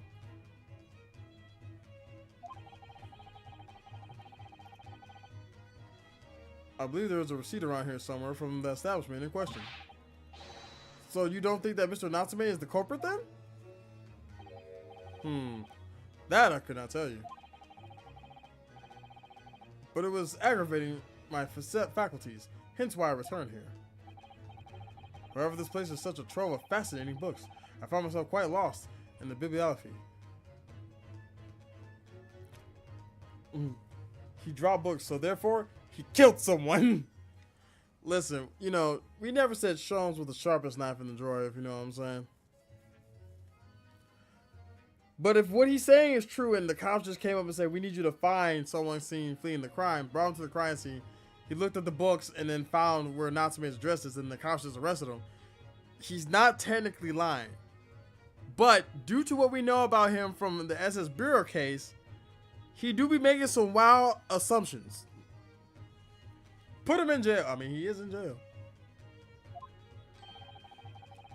Do not be deceived into believing that I am a man of leisure. No, no, no. Oh, dear. Okay. I was going to say we could keep asking about Mr. Natsume. And what he meant by that, he didn't believe he was a criminal. Tell me. He's not lying. He's just a fucking moron. Listen, I'm not saying that you're not wrong. I'm not saying that you're wrong. I'm just saying you ain't got to say it out loud. Just in case he hears it. He's very sensitive about that.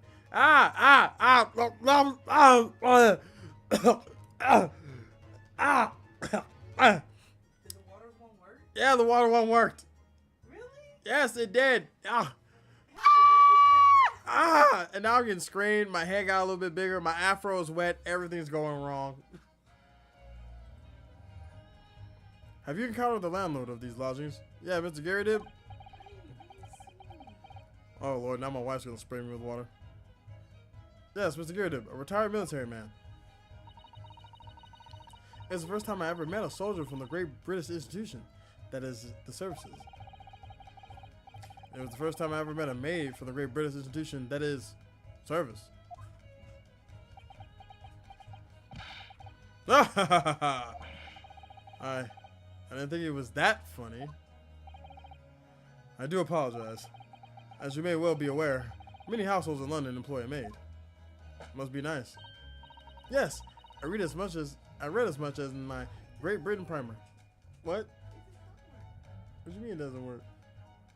That's because they used the hydrate command, baby. They redeemed hydrate.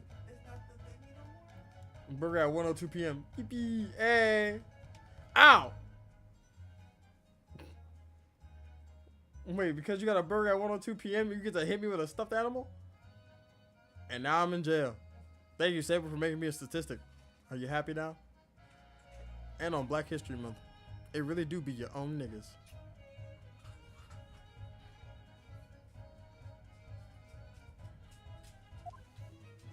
So, Mom, I'm gonna need you to pick somewhere to sit down, baby, okay? You can't keep going in and out of the room. And so, conversely, whether or not a household employs a maid has come to be token of the social standings of those dwelling therein. Great. Now there's water in my cell. It's soggy in here. My socks are soggy now. My shirt is, shorts, everything. This is terrible. I don't want to be here no more. Squeezy, why would you do this to me? Well, it worked, and I'm soaking. Thank you.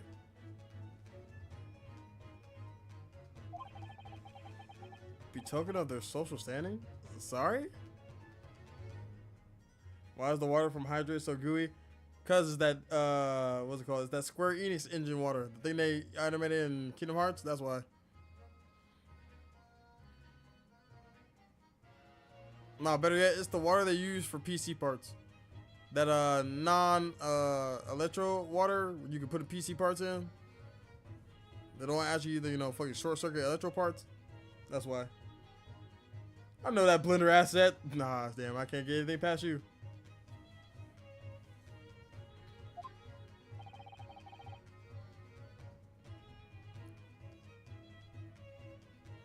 Put simply, my dear fellow, those who employ at least a single maid are considered middle class. Those who do not are beneath that. So if I can't afford a maid in Britain, I'm a broke ass nigga? I mean, I guess go off, I guess. I mean, shit. What if I just like to clean my house myself? In the upper echelons of society, of course, households employ enough staff to constitute a large family. Man, kill this man with books. Ruby Knight has taken the phrase, throw the book at him, to a whole new angle. Goodness, how extraordinary. As you can appreciate, for those in the precarious boundary between the middle and lower classes, being able to afford just one maid is of first importance. I had no idea. I feel like you're making shit up, really. It is for precisely that reason that I find great stimulation in the situation upstairs. Specifically in the retired Army veteran, Mr. John Garrison. Oh? Affable as he is, the fellow is hiding something. I don't think it's him hiding, sir. Now hit him with the reincarnated bookworm death, but without the cool isekai afterwards. Oh no. Bro said, yeah. Basically kill him, but then don't let him go on a cool adventure afterwards. He does not pass go, does not collect $200. He just dies. No afterlife, no nothing. Just darkness, and that's it.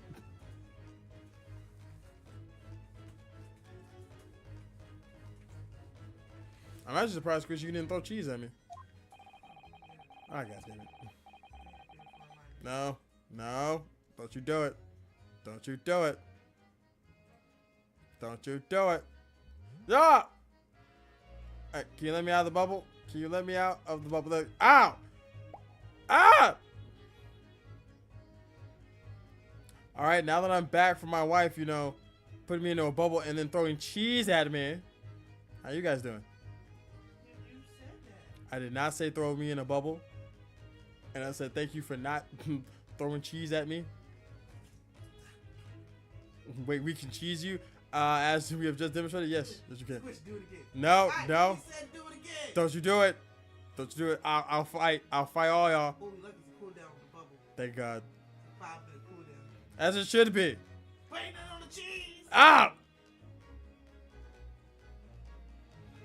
Well, now there's cheddar on my jacket. Thank you. Ah! Now there's cheddar in my body. Oh, it's Ow! You used to? Oh no, poor you. You can't stack the cheese. Oh, ain't no stacking. I gotta stick it fast. That's all. No, stop. Ow! No, I don't want cheese. Great. Now the cheese is freaking the fuck out. Are you happy now? I got cheese ankles. Time to refund my points. No, no. Perks of being a mod. No, you put those points right back where they were. Oh, I didn't clock in. That's crazy. I will I'm confiscate out your here points. cheating you off the clock. That's crazy. I will. Squishy, thank you for clocking in for your shift. There's coffee and donuts in the break room. Yeah, no, I was cheating you off the clock. That is crazy. Whether or not it imposes on the circumstances of this case, I am yet to unable to ascertain. Ow! Or you made me do a cartwheel and then cheese me in the face. Now it's just slapping me in the face. I know. I gotta refund them. No! You can't refund points on things that actually work. Yes, No, you can't. I can. I'm a mod. That I'm gonna tell Yami to unmod you. Actually, I can unmod you. You can't unmod me. The fuck I can't. Watch me. I'm going through the mod right now and trying to get the queue right. That's crazy. Watch me unmod the fuck out you. You hear this chat? Ain't no you hear this, chat. You are abusing your power. I'm not abusing my power. Yes, you are. He's being mean. I'm not being mean. I'm trying to be fair. Because other people can't have their points refunded if their stuff works. I'm thoroughly lost on what he means to say. I'm Give me- saying. I don't want to hear this from you, Sable. You be clocking Squishy every time they try to gaslight somebody. For shame. You know what? Sable, meet me and Gundam. Meet me and Gundam, dog.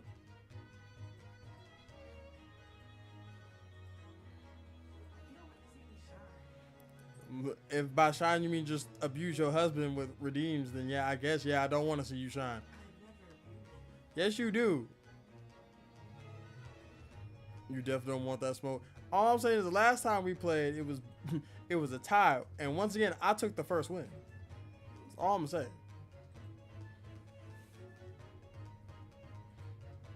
This room is thoroughly suffocating for my soul, my dear fellow. I assure you, any man whose law is to dwell in a place such as this will stab somebody sooner or later. I mean, yes, it's a very, very claustrophobic room, but I don't think that would drive him to murder, especially someone as antisocial as him. Mr. Datsume has stabbed no one. Have you seen the Blurple takeover in Gundam? No, I haven't seen. I ain't gonna lie. I have not been keeping up with what was been topping regionals or locals. But what? Wait, what has ever been running? Has it been Tekken in, or has it just been the Gundam X stuff? I mean, we already knew Blue was overpowered as shit. It has too much utility in the game. All right, going to Burger. All right, Ruby Knight, thanks for hanging out with us, big dog. But sooner or later, as I said. I don't believe that's the issue here. About this dark little room, Mr. Sholmes? Why is there no longer a window? Do you have any idea? No window? Well, I mean, I can clearly see that there is a window of sorts. But it's been completely blocked with bricks. I see. The answer to that question is quite simple. Window tax. Huh? Window tax? What is that? Surely not a tax on windows. I mean, that's what it sounded like. Precisely that. Oh my goodness. Until relatively recently, a tax was levied on households in this country by the number of their windows. Those of lesser means have inherited a sizable and costly family home, perhaps rapidly closed up windows. While the rich open windows here, there, and everywhere. In an effort to curry favor with those in power by furnishing them with large sums of tax money. How awful and unjust. Force people to live in rooms devoid of light. Indeed. Disease was rife as a result. So some 40 years ago or thereabouts, the window tax was abolished. But its legacy remains, as you can see, in squalid lodgings such as these, for example. I suppose Mr. Natsume's stipend for living here in London isn't very generous, perhaps. It would appear so. I've done a little digging and discovered that these lodgings were offered at an extraordinarily low price. Because the room is so awful, I should think. Apparently, Mr. Natsume only moved in here about 1 week ago. Yes, that's correct.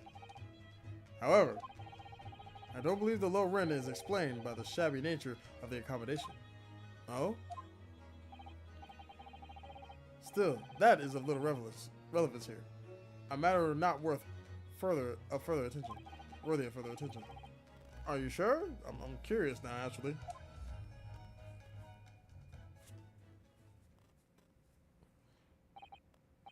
Well, I believe I've told you all I can now. Thank you, Mr. Sholmes. Ah, yes, Mr. Naruhito. Was it not your intention to become a practitioner of law?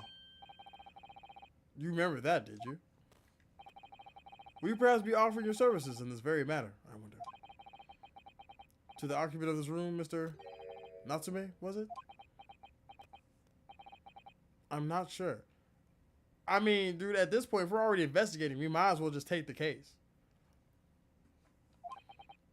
Not sure? On what grounds? Well, I actually defended someone in court here only yesterday. Really? Well then, I congratulate you, sir, on an ambition realized. And so promptly, too. The thing is, it really made me question things. Am I right to believe in my clients? To trust in their innocence? Yes. Trust. Mr. Sholmes. Mr. Natsume didn't do it, did he? Ah, my dear fellow, I haven't the first idea. But I thought that's why you were here. Did you come back to investigate? Ah, yes. That was indeed my initial intention. But there were simply too many fascinating books here. I couldn't possibly ignore them. Oh, I see. Nevertheless, there are two facts that I can state quite unequivocally. The man who fled the scene of the crime 2 days ago was a Japanese occupant of this room. And there are witnesses who swear to having seen the same man commit the crime. That is all I can say. Ah, and one more thing. Oh? What is it, Mr. Sholmes? Tell us. I cannot say with any certainty whether or not it is of relevance to this case, but I am quite sure that the retired army man who owns this property is hiding something. Mr. Garrett it is? Mr. Sholmes said as much as before, actually, didn't he? Anyway, at present, that is really all that plays on my mind in relation to this case. Mr. Naruhito, as yet our investigations have uncovered nothing that could help establish Mr. Natsume's innocence. No, you're right. Perhaps it's time we probed a little deeper into Mr. Garrett's secret. Just remember, I cannot be sure whether the landlord's secret will prove to be of relevance or not. But I wish you every success, of course, Mr. Naruhito.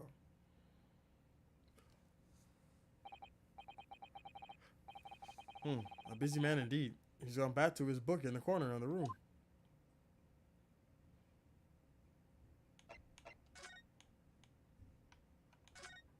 Yep, he's back there. Alright, let's go talk to Mr. Garrett and see if Jones is not with him.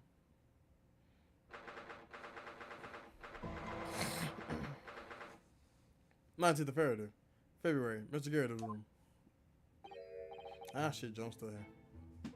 Ah, you pair again. Tell me, was the detective chap, I forget his name, still hard at work down there? Mr. Sherlock Sholmes? Ah, yes, rings a vague bell. All that detective business isn't really my thing, I'm afraid. Well, Mr. Sholmes is in his element down there. Jolly good show. Another cup of tea, if you please, Joan. Whoa, hold on. After the last 4 times she poured you tea, are you sure you want this, Mr. Garrett? Now then, why don't you tell me what? Ah! For the umpteenth time, woman, will you watch what you're bally well doing? I shall be serving dinner shortly, sir. Ah, yes, of course. Frightfully rude of me, but I'm afraid I shall have to ask you to take your leave, if you'd be so kind. Oh, yes, of course. Wait a minute, no, he wanted to tell us something. We are deeply grateful for all your assistance. Not at all, not at all. Don't get much chance to talk with the young foreigners like yourselves. It's been a pleasure. Best of luck and all that. Perhaps you can see yourselves out. According to Mr. Sholmes, Mr. Garrett is hiding something. And since no other avenues of investigation seem open to us at the moment, perhaps we should do some digging.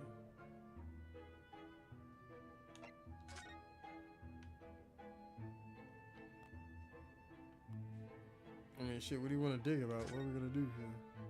What the fuck? Sholmes!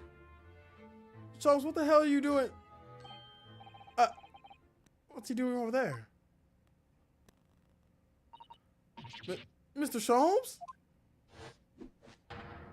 Aha! We meet again, my dear fellows. Good gracious! Where did you sneak in here? Hello, Sholmes, sir. At your service.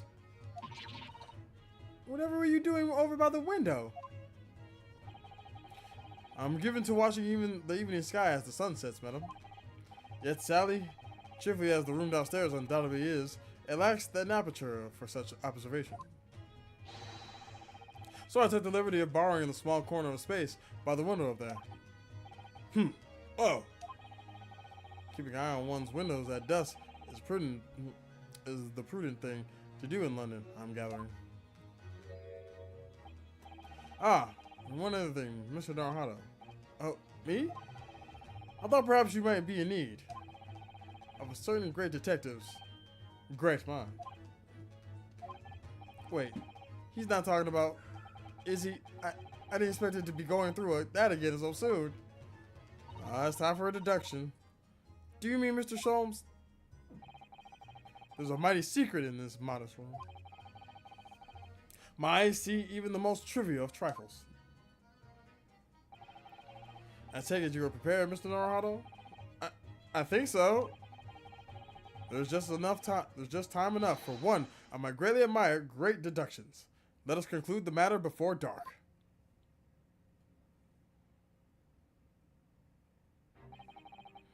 Mr. Garrett, though it would seem you are a military man of considerably distinguished service, your standing as a landlord is most certainly not what one might call first rate.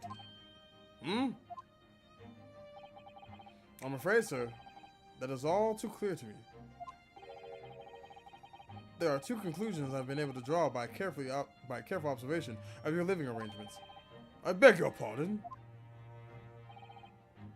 The first is that even as we speak, you are concealing the presence of a ferocious beast in your care. Huh? And second is that as a result of the beast's violent rampage, you have lost something very dear to you. Mr. Naruhito, look! The old man's broken out in a cold sweat. Unbelievably, it seems Mr. Sholmes' conclusions are both spot on. How could you possibly? How could I possibly know? You mean to inquire? The answer couldn't be simpler, sir. For in the dense jungle of logic and reasoning, I am the king of beasts. And I know only too well that wild beasts are not easily tamed. So, shall we begin? Once again, Sherlock Sholmes is proud to present his Logic and Reasoning Spectacular. The game is afoot.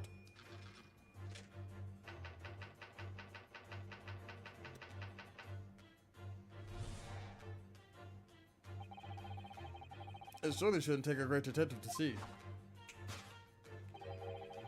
that a fearsome beast has been on the rampage of late within these four walls. Thus we are faced with the question, what form might this beast take? Ah, for a man with military breeding, your eyes were uncommonly candid. Your furtive glance, Mr. Gerda, leads us directly to the answer. The true nature of the beast that runs rampant here is revealed by that lion statue. Well, that's wrong. Yes, though an army man, you appear unimposing at best. A fact that is felled by your admiration for the mighty lion, the king of beasts. What is this piffle, I ask you?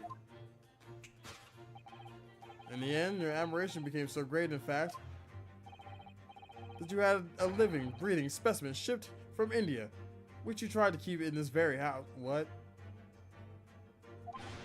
What? And now he...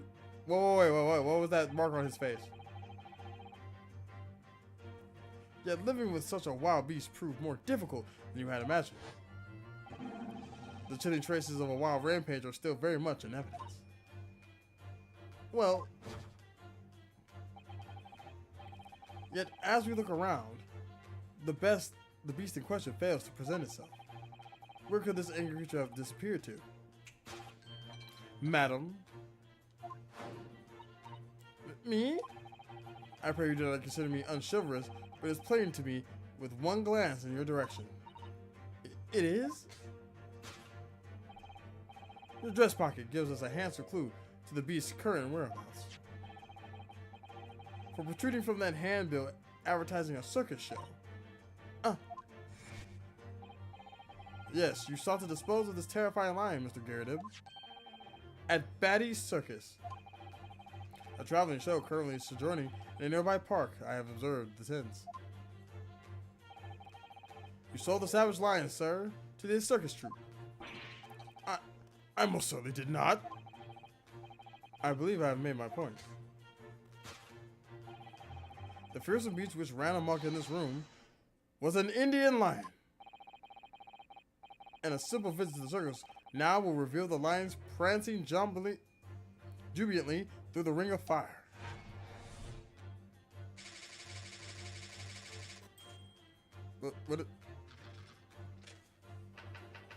What does any of this have to do with the case, Herlock? What are you doing, Bear Butt? Now, Mr. Gertib.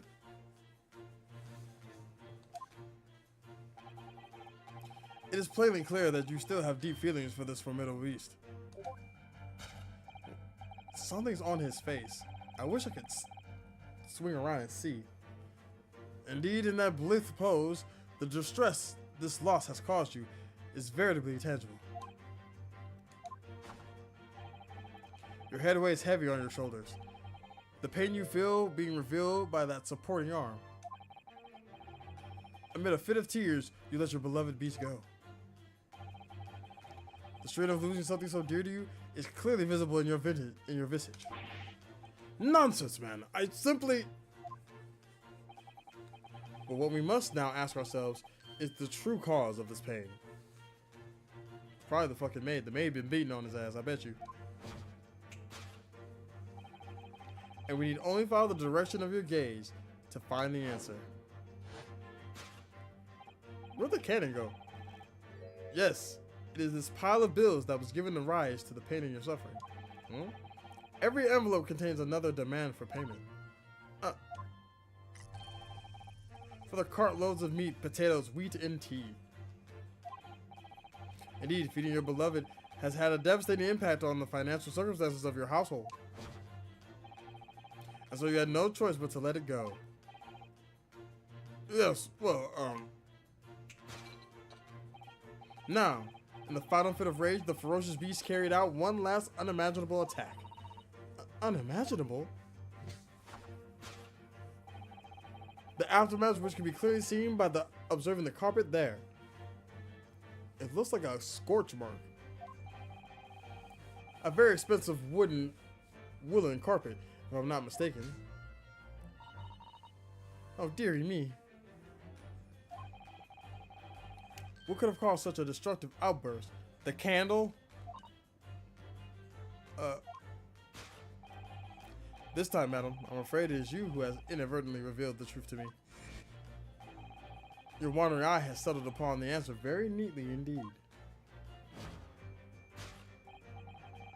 Yes, to explain the dire state of the carpet, we need only to look at the Tower of Cakes.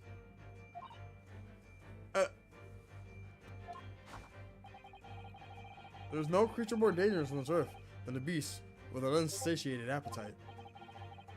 Was it or was it not once said by a certain noblewoman, if they have no bread, let them eat cake? Food is at the heart of all tragedy, in fact. Whatever do you mean? Having tired of the taste of cake, the beast began to stalk its next prey. I'm sure I need not spell it out for the nature of this final act of destruction carried out by the beast. There's only one logical conclusion. Worked into a frenzy by hunger, the lion attacked and ate the carpet.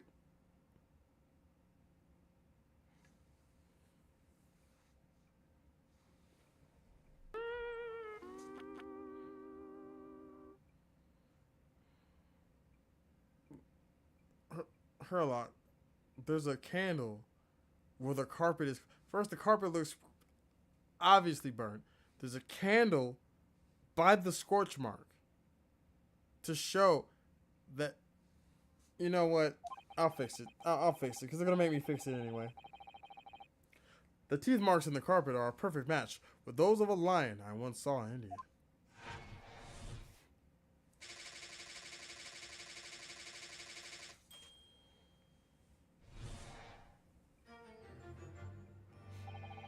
Thus concludes Herlock Sholmes' great deduction of this beastly puzzle.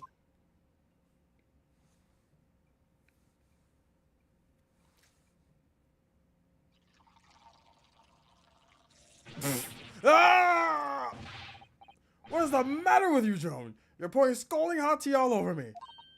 Oh, I'm sorry, Mr. Garrett. I'm afraid I didn't notice. That's the 6th time you didn't notice that. At this point, Mr. Garrett, you may have to fire her. My deductions can be startlingly sharp. It stands to reason that your cup runneth over. Indeed, my revelations can make people spill tears at the times, too. Oh. Mr. Sholmes, sorry to butt in again, but could I make an observation? Yo, Gio, what's up, big dog? How you doing, man? You already know what it is. We out here solving cases, correcting Herlock Sholmes as always. What's up with you, big dog? Why, certainly, Mr. Naruto. What is it again? Well, your deductions just now. Do you really think a lion could have fit inside a room this size? Indeed, it's the only explanation for the facts. The terrifying truth all too often lies beyond the realms of common sense.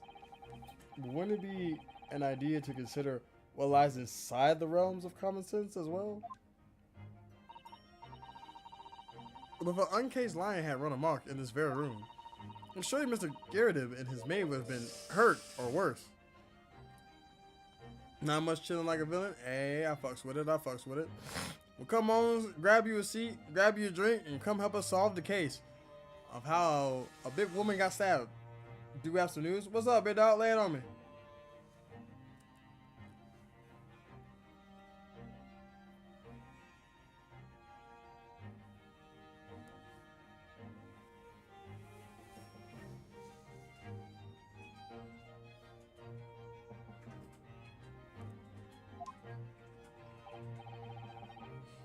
Finally got a proper commission for an OC in progress. Hell yeah! Nice. Are you gonna use that for like a model or just for like artistic purposes? Just like for like profile pictures or just to have? Also, when it's done, bro, make sure you share it to us. Make sure you tag me. Or at least hit me up so that way I can see it. Probably all that. Hey, nice. I ain't gonna lie, I can't wait to see it. What's the give me a little detail, give me a little hint of it. Don't tell me all, because I want to be surprised. We'll do my guy. Hell yeah, hell yeah, hell yeah. Let me just get a little hint, though. Let me get a little hint.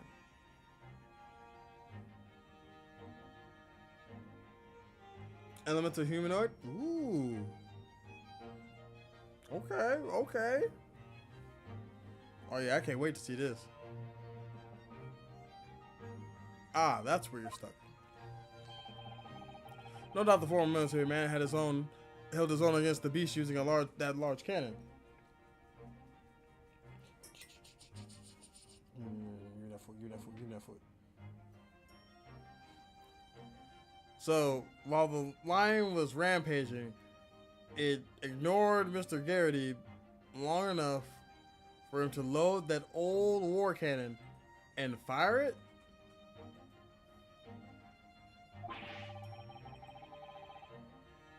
I thought you said they sold the lion to the circus. And what about the food?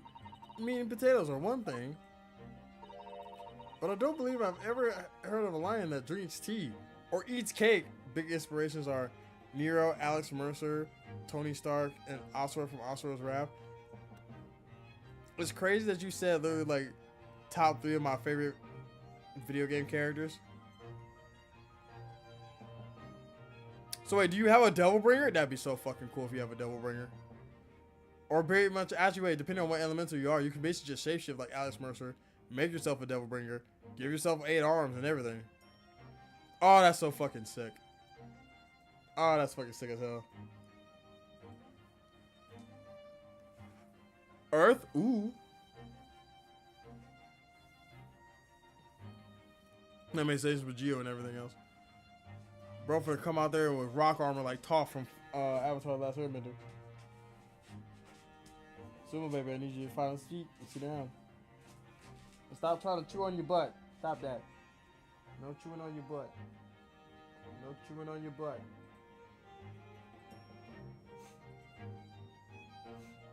You can't be no booty chewer here. Metal building up a storm. Bro's about to become his own version of Iron Giant.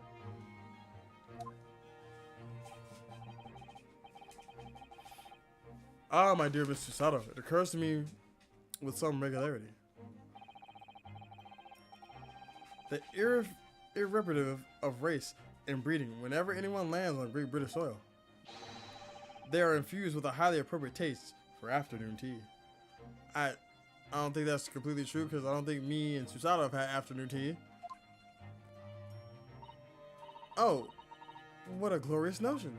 And Susato just eats it right up. Well then, Mr. Naruto, it's your turn to shine again. You mean it's my turn to fix everything and make the actual deduction.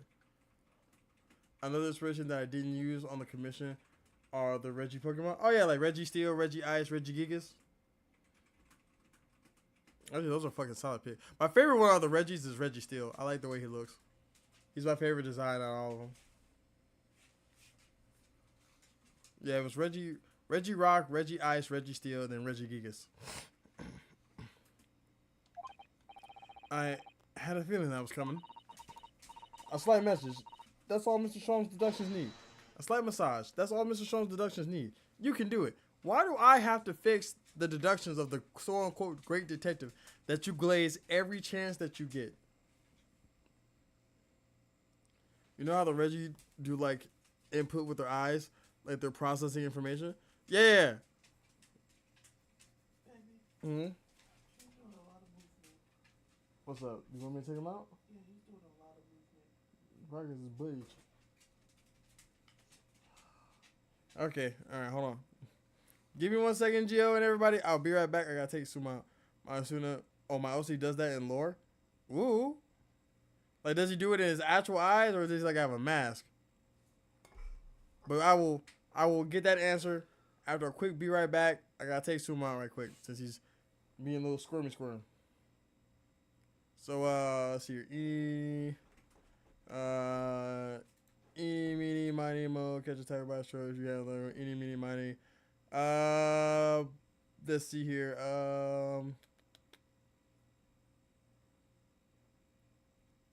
Chaos Axel, you're in charge while I'm gone. All right, don't let chat burn now, Chaos. I'm believing in you.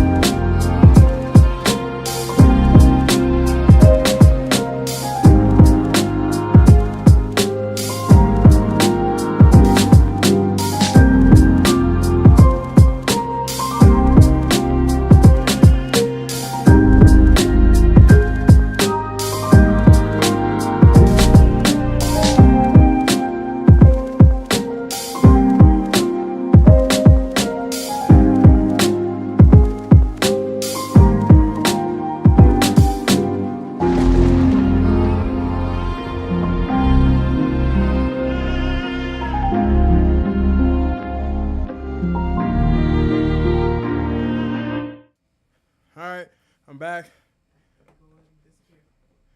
Chad is somehow still alive.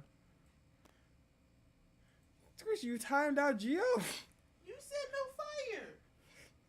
That means reprimand him, not take him out. He was in timeout for 10 whole seconds. Oh my god. Ted, you said no fire.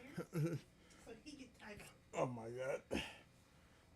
See, I just said fire to the chat. Well, at least he's honest about it. So he had to get timed out for 10 seconds. To basically think about what he did. Well, as long as you learn your lesson. Excellent. I've been waiting for my trusty partner introduction to step forward, Mr. Naruhado.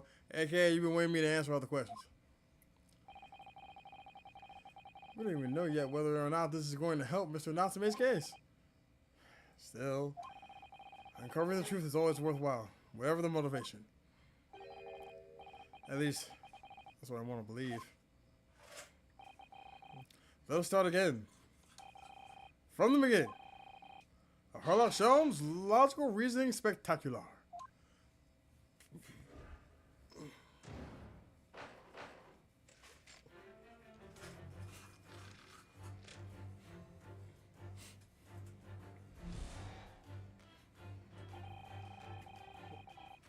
It certainly take a great detective to see that the fearsome beast has been on the rampage as of late within these four walls. Thus, we are faced with the question, what form might the beast take? Ah, for a man with military breeding, your eyes are uncommonly candid. So yeah, you can see right there on the side of his face, there's a mark or something. Your fear to glance, Mr. Garrett, led us directly to the answer. The true nature of the beast that runs rampant here is real to be that lion statue. I really didn't see the lion thing coming. No, but if you observe Mr. Garrity's reaction, it rather seems as though some kind of beast did indeed run amok here in this room. Yes, something with a very fierce nature. But it could have been a lion transported from India. So what was it then? I'm thinking it's the maid. My OC will have studs all around his left eyes. Those studs light up in sequence with my character process information, like Reggie Pokemon. Hey, okay.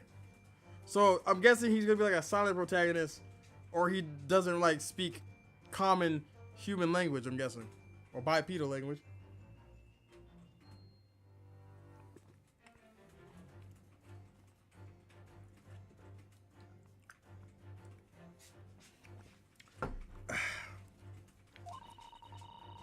Hey, Sumo. You can speak like normal. Oh, he can? Alright, cool. So I'm guessing whenever he's thinking, that's when the light sequence will happen, right? I'm just taking guesses here. We must follow Mr. Garrity's gaze. That will lead us to the true answer.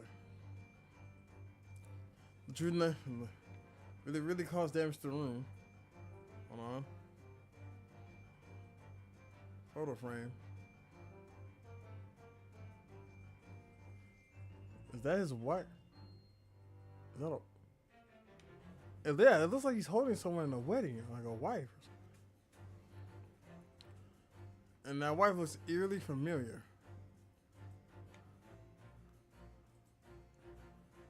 Mortar shells? I mean, it could be mortar shells.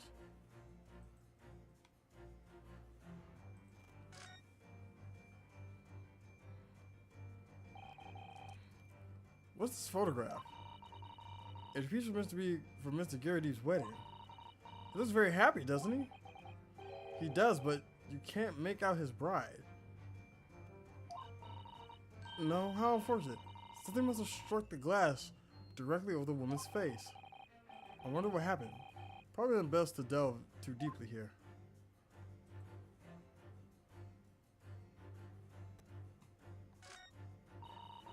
The glass is broken, so you can't see the bride's face at all.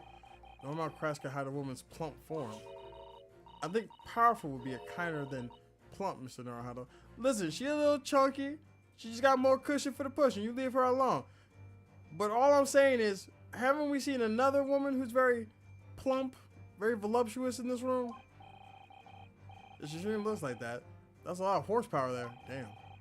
Not someone you want to upset, that's for sure. Oh look, have you noticed the wedding ring? It's very large, isn't it? Yes, that's an unusual design. Looks like some sort of embellished sunflower. Listen, already I think it's the maid. He's married to the maid. Could the wife have done this? Oh shit. I think that was it. The true nature of the beast that ran rampant here is revealed by the newlywed bride. Precisely, Mr. Arhart. Alright, cool, I got that right. Yeah, or if he gets hit in a fight, the sequence goes and then he counterattacks. Oh, so like he's analyzing the data as he's... Okay, yeah. Basically, like when he gets hit, he takes information in, adapts to it, the thing sequence lights up, and then he counterattacks. Oh, that's pretty... That's a dope-ass design. Hold on. You cooking something there, Gio. You cooking a little something there. Not Big Raga, the op stopper.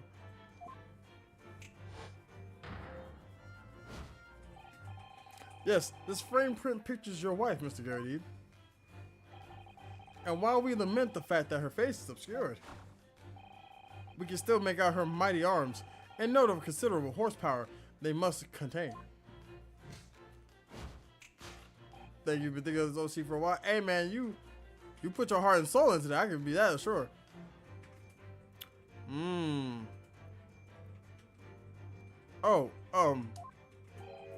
Indeed, surely anyone of such powerful constitution would be honored to be described as a beast. No, that's not where we're going with this. Saber, thank you for clocking in for your shift. There's coffee and donuts in the break room. Maybe, if they're not all gone. You do be showing up late, and this will be marked on your evaluation report. Honored might be stretching a point. Too late. The fact remains that the beast which so clearly savaged this room was your wife, Mr. Garrett. Ah! Ooh!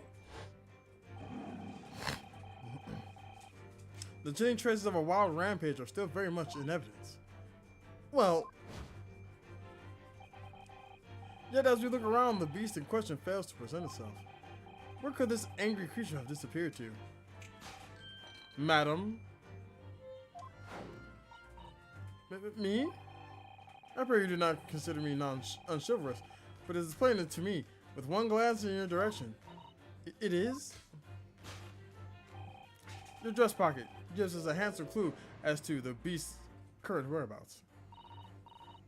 The poor, fragile, defenseless woman is beside herself. Well, I don't know about fragile. Oh dear. Anyway, Mr. Sholmes is quite right. There's no sign of a Mrs. Garrett anywhere. Oh yes there is. She's right the fuck there, right next to him.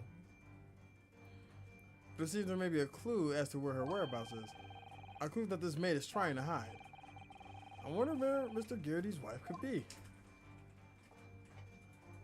Where is it? Where is it? Aha! Caught your ass.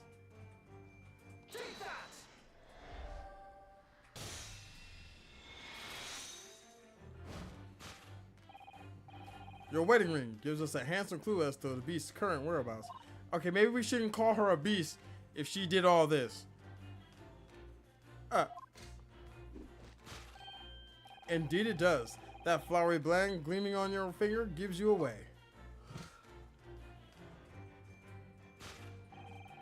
For it is identical to the one shown on the hand of Mr. Garrett's bride in this photographic print.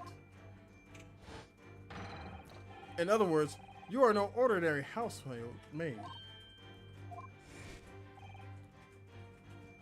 Alright, so question is, why did you make your wife dress up as a maid? You know what, never mind. I don't really want to know the answer to that, because I'm already getting some kind of theories. No. You are Mr. Garrett's lucky bride. You are Mrs. Garrett herself. Oh my word.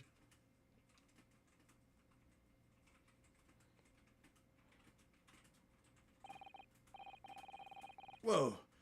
Jolly fine detecting, sir. As you rightly surmise, this is the wife, yes, my Joan. Rather let herself go, I might say, but she was a belly of a cock. Ah! Alright, you deserve that one. You deserve that one, dog. You never say your wife let herself go. That is the #1 thing that will get you killed.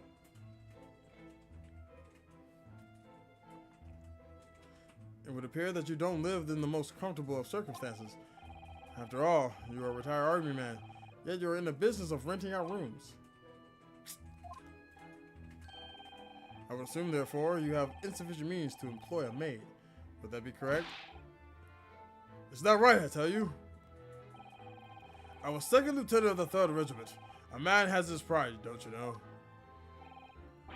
By golly, it's a sorry thing when a chap can't even afford to have a single maid in his employ. So you make your wife do it? Yes, here in London, one is rather judged. A household cannot be considered worthy of society if it employs no staff at all. Though in my considered opinion, such concerns about appearance are a folly. You mean Mr. Gerda has his wife work as his maid? Precisely. Am I right, Mr. Gertie?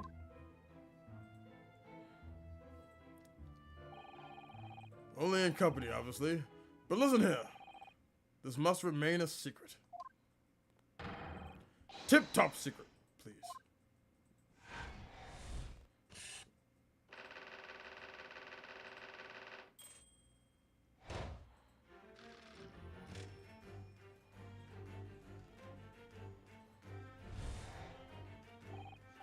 Now, Mr. Gertie, it is painfully clear that you will still have deep feelings for this formidable beast. Indeed, in that belief pose, the distress this loss has caused you is veritably tangible. Your head weighs heavy on your shoulders. The pain you feel being revealed by that supporting arm. It shows us quite something. He's still calling Miss Garrity's wife a beast. Yes, as a woman, that feels rather uncomfortable. And yet you still gonna glaze this man to the end of the time. I bet you.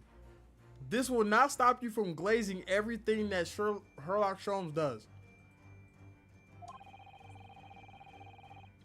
But Mrs. Garrity is standing beside her husband as we speak. In other words, he hasn't lost his beloved at all, has he? Oh, how true. So perhaps the supporting arm that seems to be propping up his head has some other significance then. According to Mr. Sholmes, Mr. Garrity's pain is tangible though. Yeah, because he got the shit smacked out of him. What could that pose really signify? I'll tell you. We just, I knew it. Yep, Damn, all that ass on the screen. Move, lady. Oh yeah, she smacked the dog shit out you.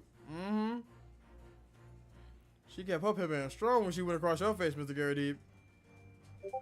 Should have been talking shit. Ooh, you can see all her little punchy fingers all across your face. Oh yeah, she got you right good too. She went up and said, oh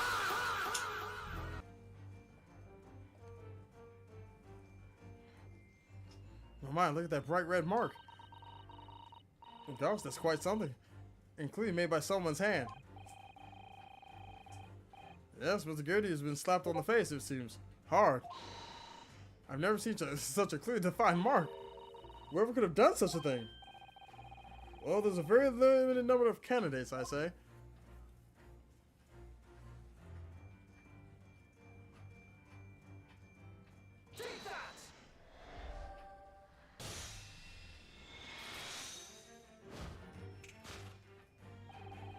Your head weighs heavy on your shoulders.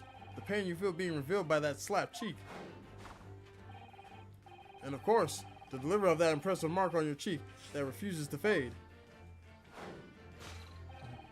Was you, Madame Joan Garrity? Well, yes. You have been desperate to hide that slap mark on your cheek, sir. Ah!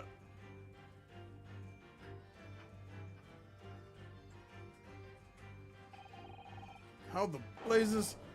How did you work that out, man? I mean, it's bright as day. Like, she got your ass good. Like, god damn. How is her fingerprint, like, how did her handprint make an impression on your eye? I can see the finger imprinted itself on your corneas, man. She slapped your ass with the might of Zeus. What did you do, Mr. Garrity? Tell me so I don't do it, so my wife don't backhand the fuck out of me like he did you. God, Lee. Nothing escapes the notice of one trained in the art of observation, my dear fellow. That's why you haven't looked directly at us even once. To keep your other side from view. Well, Now let us proceed to the next conundrum. Why were we subjected to such a violent slap? He done said something he wasn't supposed to.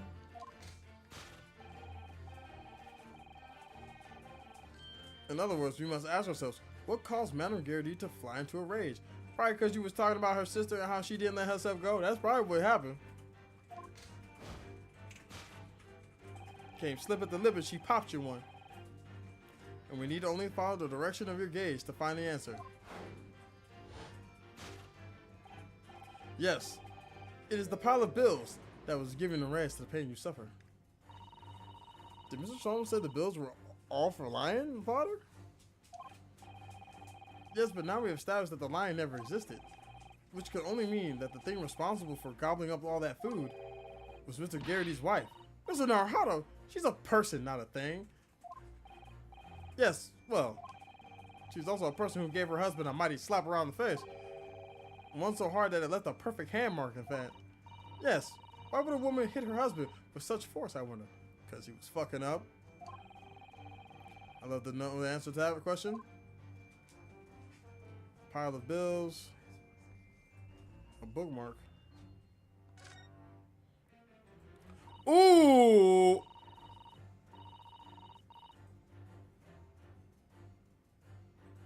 Oh, Mr. Garrity, was you creeping on the low?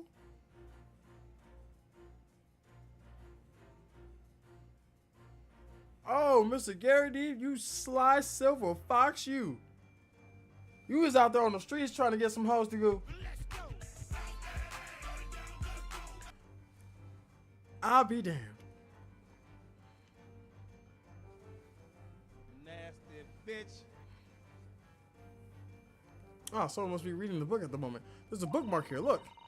Mr. Garrity is clearly an avid reader. Oh, wait a minute. I don't think this is a bookmark. Oh no, so it isn't. It's a note written in a woman's hand. Oh, James, I love you. Yours, Mary. And look, next to the signature here. Lip marks. Made with lipstick. Hold on. Now, this may be a little bit ahead. Because Joan didn't trust and said that the Japanese man was shady. She was very adamant about painting Mr. Natsume as shady as hell. She made sure that Mr. Garrity was having dinner around the time that the crime took place. And it was foggy.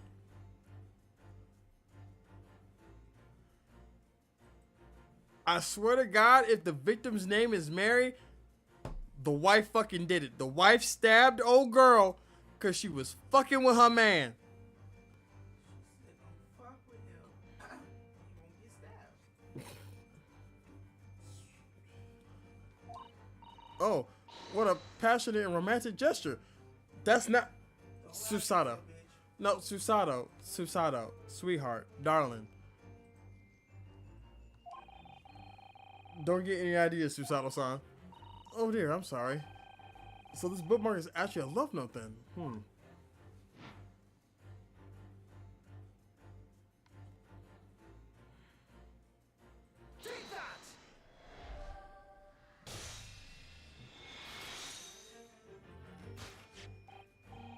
Yes, it is this love note that has given rise to the pain you suffer. Oh, James, I love you. Yours, Mary. Passionate indeed. Perhaps the sender of this note, a certain Miss Mary, is the fly in the ointment here. Ooh. Oh yeah, Miss Carity is mad as hell. Ooh, you can see her. She about to slap his ass again. He's like, you no good dirty motherfucker. I done broke my back pretending to be your goddamn motherfucking maid. And you talking to bitches on the side? I'll wash your nasty skidded drawers and you have the nerve to get a side piece? You mother...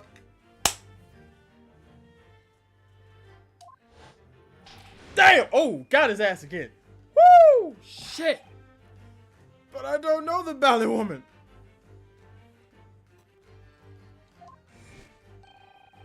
You don't know her? That note wasn't written to me. It was just in the book. I don't know how it got there. Uh-huh, that's what they all say. Maybe I don't know how Pizza Hut's number... I don't know how the Pizza Hut number ended up being some random Latino woman I met 2 days ago. I was just trying to order pizza one day. Baby, I don't know how that scrunchie got in the back of my car.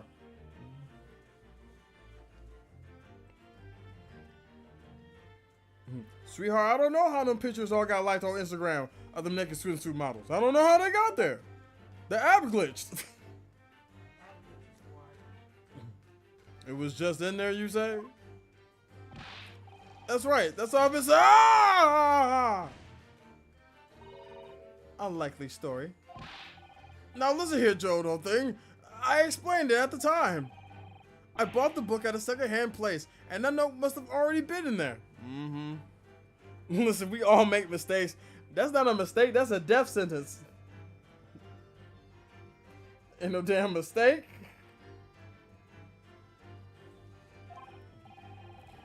So the previous owner of that book was using it as a bookmark, you mean? That's right. That's what I've been saying. Unlikely story. For heaven's sake, woman, look at the name. It's written to James. My name, in case you've forgotten, is John. Ooh, she on his ass. Unlikely story. Ooh. She don't believe shit you say. Ooh, fuck. Hey man, listen, you just in a doghouse today. Are you questioning my name now? Damn. And there we have it. Arouse the suspicion of the female heart, and you unleash a beast with a most ferocious bite.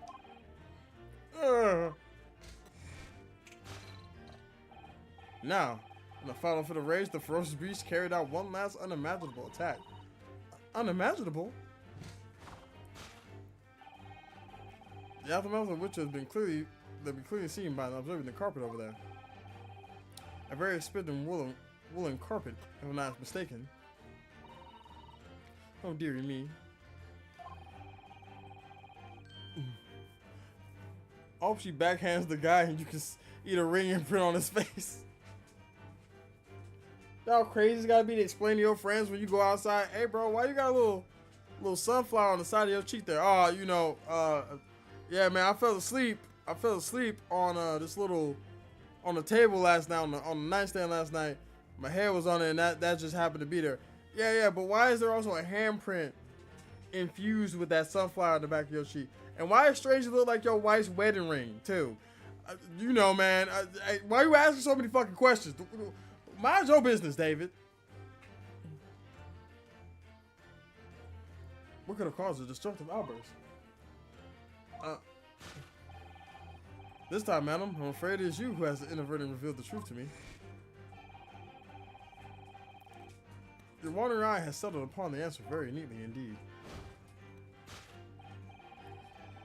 Yes, to explain the dire state of the carpet, we only need to look at the Tower of Cakes. But surely Miss Garrity didn't eat the carpet. No, of course not. But there doesn't seem to be any doubt that the state of disarray that this room is in is a result of her wild temper. No, that's true. So this is the last part of Mr. Strong's deduction that we need to fix. We need only to follow Mr. Garrity's gaze, and that will tell us the real answer. Alright, let's see what we can see. Yes. Alright, dance at the Tower of Cakes. A circus handbill. Okay, there's a cakes. Tower of Cakes. I'm not gonna lie, I thought it would talk about the Tower of Cakes. Candlestick. Wait. Aha.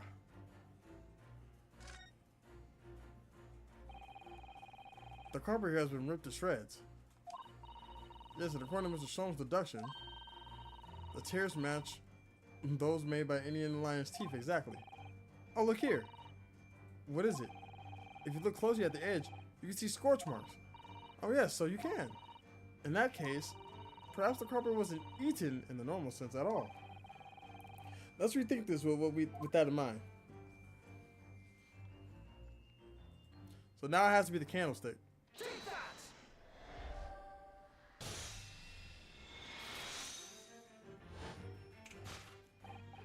Yes, to explain the dire state of the carpet, we need only to look at the candlestick. Most illuminating, my dear fellow. And of course, the only possible way out of this logical labyrinth?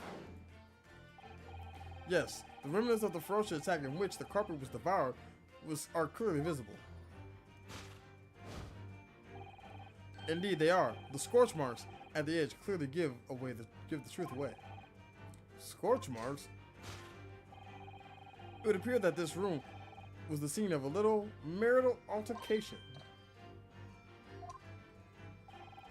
Miss Garrity's mighty arm muscles left an impression not only on her husband's face, but on the entire room. The force of her strike caused the candle to fall from the holder. And in seconds, the carpet was alight, and the whole corner of the room in flames. Yes, For the most ferocious beast in this world is neither a violent lion nor a vengeful woman, but fire. And in this room, that ferocious beast buried his claws and ran amok. Eloquently put, my dear fellow. So you see, there's but one conclusion here.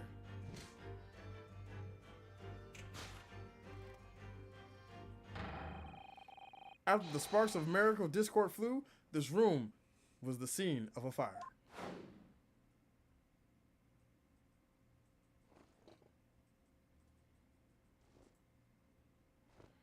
Oh, take it slow, Pip.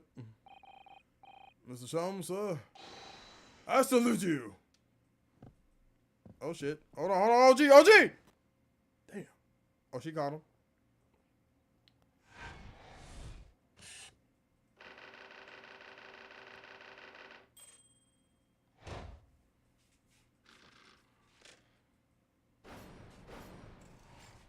Nice.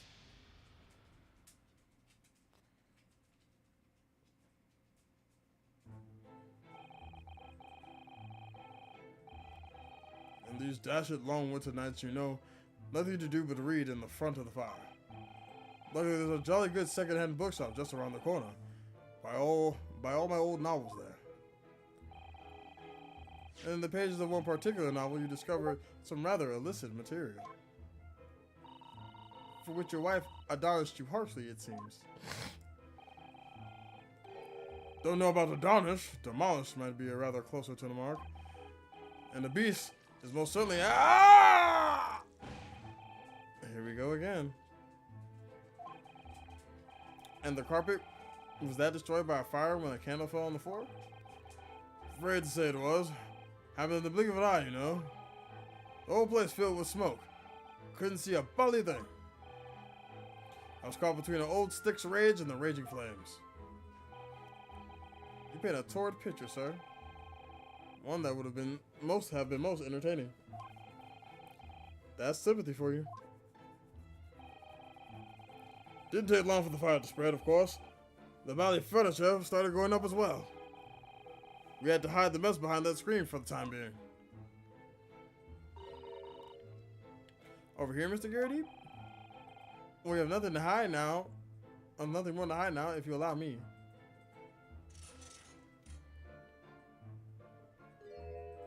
a bookshelf.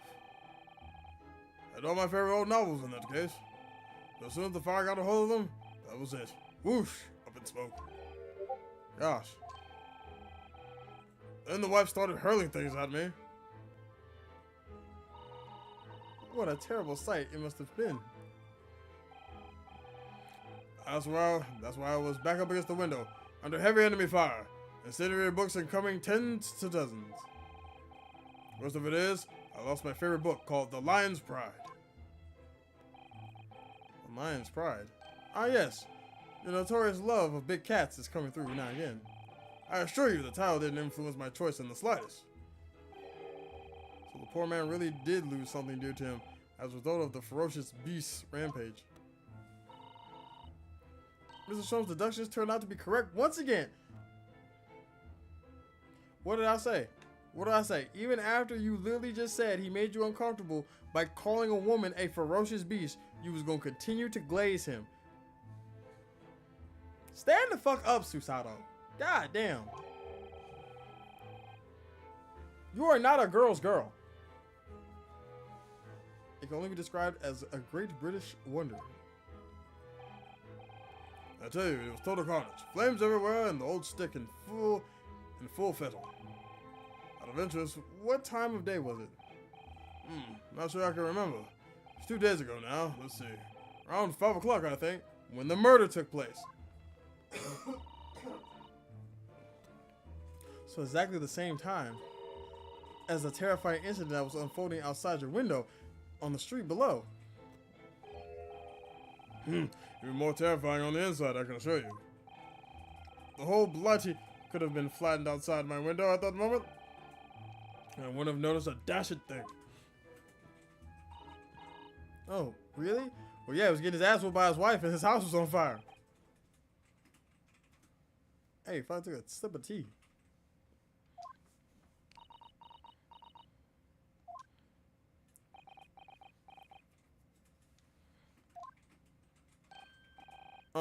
Mr. Sholmes? Yes, Mr. Naruto. What can I do for you? Well, I think we got to the bottom of Mr. Garrity's situation now.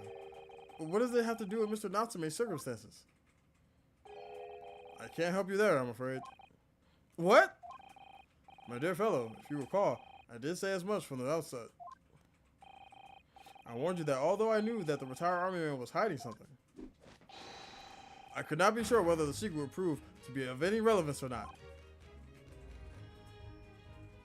I just knew you were going to say that.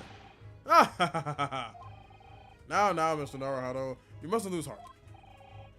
Bear in mind that all things fall into only one of two categories.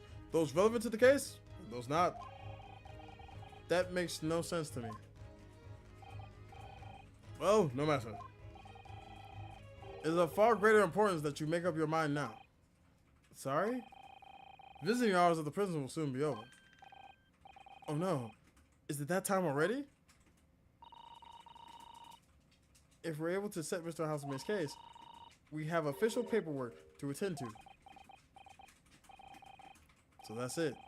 No more time to think. Perhaps you'd like to betake yourselves to bidding us farewell now. I must prepare supper for Mr. Garrity. Oh yes. I'm so sorry. Also, girl, you don't have to call him Mr. Garrity. We know that's your husband. Thank you both very much for your time. Second-san will be waiting for us.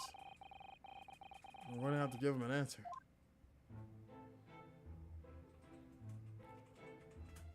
And we will find out that answer on the next time.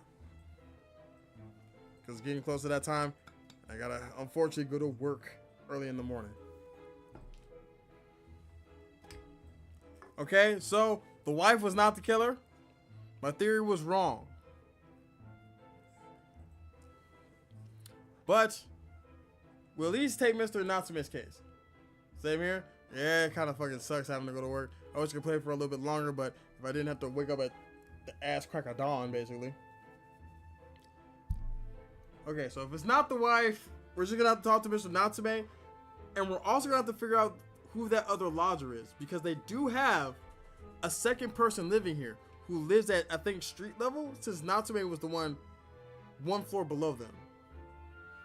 But we'll figure all that out tomorrow. Shout out to everybody who hung out today. As you already know, make sure y'all join the Discord. Make sure y'all follow the YouTube. Make sure y'all check out Y'all Makes Music on Spotify. Shit is fire. If you enjoy the streams, make sure y'all come back on Thursday. It'll be variety game night with me.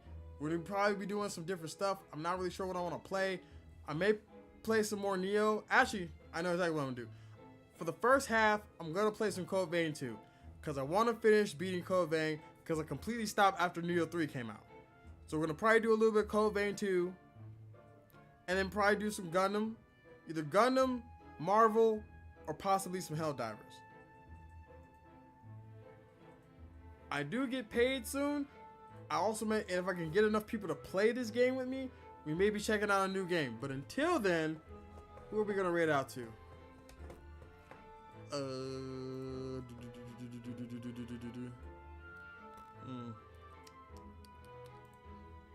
are we going to raid out to? Who?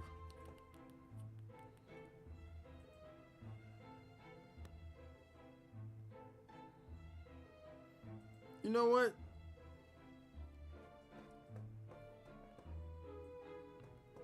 We're gonna raid out to. Ooh, not on our caps. We're not gonna raid in our caps. We don't want to yell at people. Raid out to Ducky. We're out to Ducky Grill. We're playing some Yap Yap. So y'all go and show Ducky Grill some love and support, and I'll see y'all on the next time. Until then, Hooligans out.